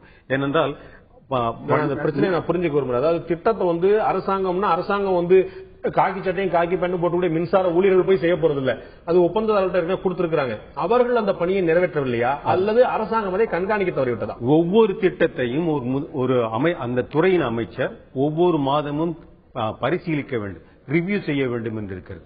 மின்சார திட்டங்கள் ஒவ்வொரு மாதமும் மின்துறை அமைச்சருக்கு செல்லும். அவருடைய நிலைப்பாடு என்ன என்பது தெரிந்திருக்கும். ஆக மின்சாரத்திற்கு இன்றைக்கு இந்த திட்டங்கள் எல்லாம் காலதாமதம் ஆகிக் கொண்டிருக்கிறது என்பது அரசுக்கு தெரிந்த விஷயம். அவர்கள் சரியான நடவடிக்கை எடுத்திருந்தால் இந்த திட்டங்கள் உற்பத்தி துவங்கி இருக்க முடியும். உதாரணத்துக்கு ஒன்று சொல்லுகிறேன். மேட்டூரில் இருக்கக்கூடிய திட்டம் 600 மெகாவாட் திட்டம் 4/5/2012 சோதனை ஓட்டம் துவங்கியது. கிட்டத்தட்ட சோதனை ஓட்டம் என்பது அதிகபட்ச காலமே 6 மாத காலம்தான். ஆனால் 2 ஆண்டுகளுக்கு பிறகு இப்பொழுதுதான் அது முழுமையாக உற்பத்தி துவங்கி இருக்கிறது. இடையில நிறைய விபத்துகள் ஏற்பட்டது, சின்னதாக விபத்துக்கள்லாம் ஏற்படல. ஒரே விபத்து, அந்த திட்டம் தான் விபத்து. 2012 துவங்கி சோதனை ஓட்டம் பிப்ரவரி மாதத்தில் மறுபடியும் பழுதடைந்தது. கிட்டத்தட்ட 3 மாத காலம் உற்பத்தியை துவங்கவில்லை. இன்றைக்கும் அது 600 மெகாவாட் கொடுக்கவில்லை, 450 மெகாவாட் தான் கொடுத்துக் கொண்டிருக்கிறது. அந்த ஒப்பந்ததாரர் ஏற்கனவே வழுதூரில் ஒரு திட்டத்தை போட்டார். அந்த திட்டத்தில் இதுபோன்ற ஒரு குளறுபடி வந்தது. கிட்டத்தட்ட 1.5 ஆண்டு காலம் அந்த மின் உற்பத்தி நிலையில் உற்பத்தி செய்யாமலே முடங்கி போய் கிடந்தது. இத்தனைக்கும் அந்த ஒப்பந்ததாரரை பற்றி அரசுக்கு நன்றாக தெரிந்திருந்தும் கூட இதுவரையில் அவர்கள் மீது எந்த நடவடிக்கையும் எடுக்கவில்லை. இன்றைக்கும் அந்த 600 மெகாவாட் உற்பத்தி எதிர்காலத்தில் கிடைக்குமா என்ற சந்தேகம் எங்களுக்கு வலுவாக இருக்கிறது. இது தொடர்பாக தொடர்ந்து நாங்கள் 2019ஆம் ஆண்டிலிருந்து முதல்வர் அவர்களுக்கு கடிதம் எழுதிக் கொண்டே இருக்கிறோம். ஆக இந்த திட்டத்தை அவர்கள் செயல்படுத்துவதிலே அரசு தவறி இருக்கிறது என்ற ஒரு குற்றச்சாட்டை முன்வைக்க முடியும். நான் திரு சம்பத்தை கேட்க விரும்புறேன். இதுல வந்து காற்றாலை மின்சாரத்தை தமிழக முதலமைச்சர் பெரிதா நம்பி இருக்கிறாங்க. ஆனா காற்றாலை மின்சாரம் அப்படிங்கிறது தற்காலிகமான தீர்வு தானே, நிரந்தர தீர்வு இல்ல. குறிப்பிட்ட 3 மாதம் தான் இருக்கும். அவங்க வந்து முழுமையான உற்பத்தி பண்ணா அதை வாங்குறதுக்கான வசதி வாய்ப்பு நம்மகிட்ட கிடையாது அப்படிங்கிறது நமக்கு எல்லாம் தெரிஞ்ச விஷயம். இது கூட தற்காலிக ஏற்பாடு நம்பலாமா, நிரந்தர ஏற்பாடு நோக்கி போக வேண்டாமா? எனக்கு இதுல அவ்வளவு பெரிய நாலெட்ஜ் கிடையாது. அண்ணன் வகுப்படுத்தது மாதிரி சொன்னாங்க. இத அந்த நிறுவனத்தையே சொன்னாங்க, கான்ட்ராக்ட் எடுத்திருக்கிற நிறுவனத்தையே சொன்னாங்க. இத ஒரு கட்சியினுடைய பிரச்சாரத்தில் இருக்கிறவங்கிற நிலையில இதை நானே அரசின் கவனத்திற்கு கொண்டு போவேன். நான் திரு காந்திட்ட கேட்கிறோம் சுருக்கமா. இப்ப காற்றாலை மின்சாரம் வந்து ஒரு தற்காலிக தீர்வை நம்ம முழுமையா நம்ப முடியாது முடிவு பண்ணிட்டாலும் கூட இதுல வந்து சூரிய ஒளி மின்சாரத்தை வந்து சூரிய கொள்கைன்னு சொல்லிட்டு தமிழக அரசு வந்து ஒரு முயற்சி பண்ணிருக்காங்க. அதுவாது ஒரு தீர்வு தருமா? ஏன்னா தனியாட்ட கொடுக்கும் போது அவங்கள்ட்ட நம்ம கொள்முதல் செய்யும் போது இந்த 13 ரூபா 14 ரூபா கொடுத்து வாங்கக்கூடிய நிலைமை மாறி குறைவான பணம் கொடுத்து வாங்கக்கூடியது நம்ம ஊர்லயே உற்பத்தி ஆகக்கூடிய வாய்ப்புகள் இருக்குதா? சூரிய ஒளி மின்சாரமோ அல்லது காற்றாலை மின்சாரமோ மனித கட்டுப்பாட்டில் இருக்கக்கூடிய மின்சார உற்பத்தி அல்ல. சூரிய ஒளி மின்சாரமும் கூட இயற்கையின் கட்டுப்பாட்டில் இருக்கக்கூடியது. இந்த மின்சாரத்தை பயன்படுத்த வேண்டும் என்று சொன்னால் அவற்றை சேமித்து வைத்து பயன்படுத்துவதுதான் ஒரு பெரிய அளவில் இருக்க முடியும். 3000 மெகாவாட் திட்டம் என்பதை முதல்வர் அவர்கள் அறிவித்தார்கள். இந்த 2014ஆம் ஆண்டில் இன்றைக்கு 2000 மெகாவாட் அளவிற்கு நாம் வந்திருக்க வேண்டும். இன்றைக்கு அது 100, 200 என்ற மெகாவாட் அளவுக்கு தான் இருக்கிறது. அதற்கு மேலாக போக நீங்க இந்த திட்டங்களை பூரா ஆழமா அந்த கொள்கை அறிவிப்பு நடைமுறையில் வரவில்லை. அறிவித்தபடி அந்த 2-3 ஆண்டு காலத்தில் வர வேண்டும் என்ற அறிவிப்புப்படி அது வரவில்லை. உங்களுடைய பார்வையில நீங்க எல்லா திட்டங்களையும் அப்சர்வ் பண்ணிட்டு வரீங்க. எப்ப இந்த மின்வெட்டுக்கு நிரந்தர தீர்வு இயல்பா எப்ப கிடைக்கக்கூடிய வாய்ப்பு இருக்கு? அரசியல் கொள்கை முடிவு மாறினாலே அன்றி மின்சாரம் என்பது மக்களுக்கு இருக்கக்கூடிய அடிப்படை தேவை. இதில் தனியாருக்கு பங்கு இருக்கின்ற வரையில் மின்சார பற்றாக்குறை இருக்கும்படியாக தனியார்கள் பார்த்துக் கொள்ள. நீங்க சொல்றது வந்து ஒரு தத்துவார்த்த ரீதியான ஒரு பிலாசபிக்கல் ஒரு ஐடியா. இப்ப வந்து இவங்க தனியார்ட்ட மின்சாரம் வாங்குறாங்க, மத்திய அரசு மின்சாரம் வாங்குறாங்க, தமிழக அரசும் கூட உற்பத்தி முயற்சியில் இருக்குது. இந்த போக்கு இப்படியே ஸ்டேட்டஸ்க்கு அப்படி போச்சுன்னா எப்ப இந்த தீர்வு கிடைக்கும்? இந்த ஆண்டு இறுதியிலா இல்லாட்டி அடுத்த ஆண்டு துவக்கத்திலா எப்ப இதுக்கான தீர்வு? இன்றைக்கு நமக்கு மின்சாரத்தில் இருக்கக்கூடிய பிரச்சனை என்பது ஒன்று மின்சாரம் இல்லை என்பது மட்டுமல்ல, மின்சாரத்தின் விலையும் சேர்ந்தது. நாம் இன்றைக்கு மின்சாரத்தை கொள்முதல் செய்ய முடியுமானால் எந்த விலைக்கு கொள்முதல் செய்ய முடியும் என்ற கொள்கை இருக்கிறது. அது மக்களுக்கு எட்டக்கூடிய விலையில் தர வேண்டும் என்ற ஒரு கட்டாயம் அரசுக்கு இருக்கிறது. ஆக நீங்கள் 15 ரூபாய் 16 ரூபாய்க்கு ஒரு குறைந்த அளவில் 600 மெகாவாட்டுக்கு வாங்கலாம். அதுவே நீங்கள் 3000 மெகாவாட்டுக்கு 4000 மெகாவாட்டுக்கு வாங்க முடியாது. ஆக மின்வெட்டு என்று ஒரு காலம் கொடுக்கும் பொழுது கூட மின்சாரத்தை நாம் இனிமேல் இந்த விலைக்கு மேல் வாங்க முடியாது என்ற நிலைப்பாடு வரும் பொழுது மின்சாரம் நமக்கு கிடைப்பதாக இருந்தாலும் கூட மின்வெட்டை தான் நாம் தேர்ந்தெடுக்கக்கூடியதாக இருக்க முடியும். ஆக மின்சாரத்தின் விலை என்பது மின்சாரத்தினுடைய அவைலபிலிட்டி இருக்கின்ற விஷயத்தையும் தீர்மானிக்கக்கூடிய ஒன்றாக இருக்கிறது. ஆக மின்வெட்டை நாம் என்றைக்கு கொள்முதல் செய்துதான் தர வேண்டும் என்ற நிலை என்றைக்கு அரசுக்கு இருக்கிறதோ அதுவரையில் தனியார் மின்சாரத்தின் விலையையும் வாங்கக்கூடிய சக்தி இருக்கிறதா என்பதை சார்ந்துதான் எதிர்காலத்தின் மின்வெட்டை நீக்க முடியும். அரசினுடைய நிலையும் தனியாருடைய விலையும் சேர்ந்து பல்வேறு விஷயங்களை தீர்மானிக்கின்றன. மத்திய அரசு புதிய அரசு அமைந்த பிறகு அவர்கள் தமிழகத்துக்கு மின் தொகுப்புக்கான மின்சாரத்தை அதிகமாக கொடுப்பார் என்று பார்க்கொண்டிருக்கு. நிரந்தரமான தீர்வு எட்டப்பட வேண்டும் என்பதில் முதலமைச்சர் நிச்சயமாக உறுதியாக இருப்பார். அவருக்கு வந்து தேர்தல் கமிட்மெண்ட் கூட இருக்கின்றன. நிச்சயமாக இருந்தே தீர வேண்டிய நிலைமை அவருக்கு இருக்கிறது. எதிர்பார்ப்போம். மின்வெட்டு என்பது நிச்சயமாக எந்த மக்களால் ஏற்றுக்கொள்ள முடியாத விஷயம், பொறுத்துக்கொள்ள முடியாத விஷயம். அதற்கான தீர்வு எப்போது கிடைக்கும் என்பதான கேள்விக்குறியாக இருக்கிறது. கிடைக்கும் என்ற நம்பிக்கையோடு இருக்கும். இந்த நிகழ்ச்சியில் கலந்து கருத்திருந்த திரு காந்தி அவர்கள், திரு நாஞ்சில் சம்பத் இரண்டு பேருக்கும் நன்றி. பார்த்த உங்களுக்கு நன்றி நண்பர்களே. மீண்டும் இன்னொரு நிகழ்ச்சி சந்திப்போம். அதுவரை நன்றி, வணக்கம்.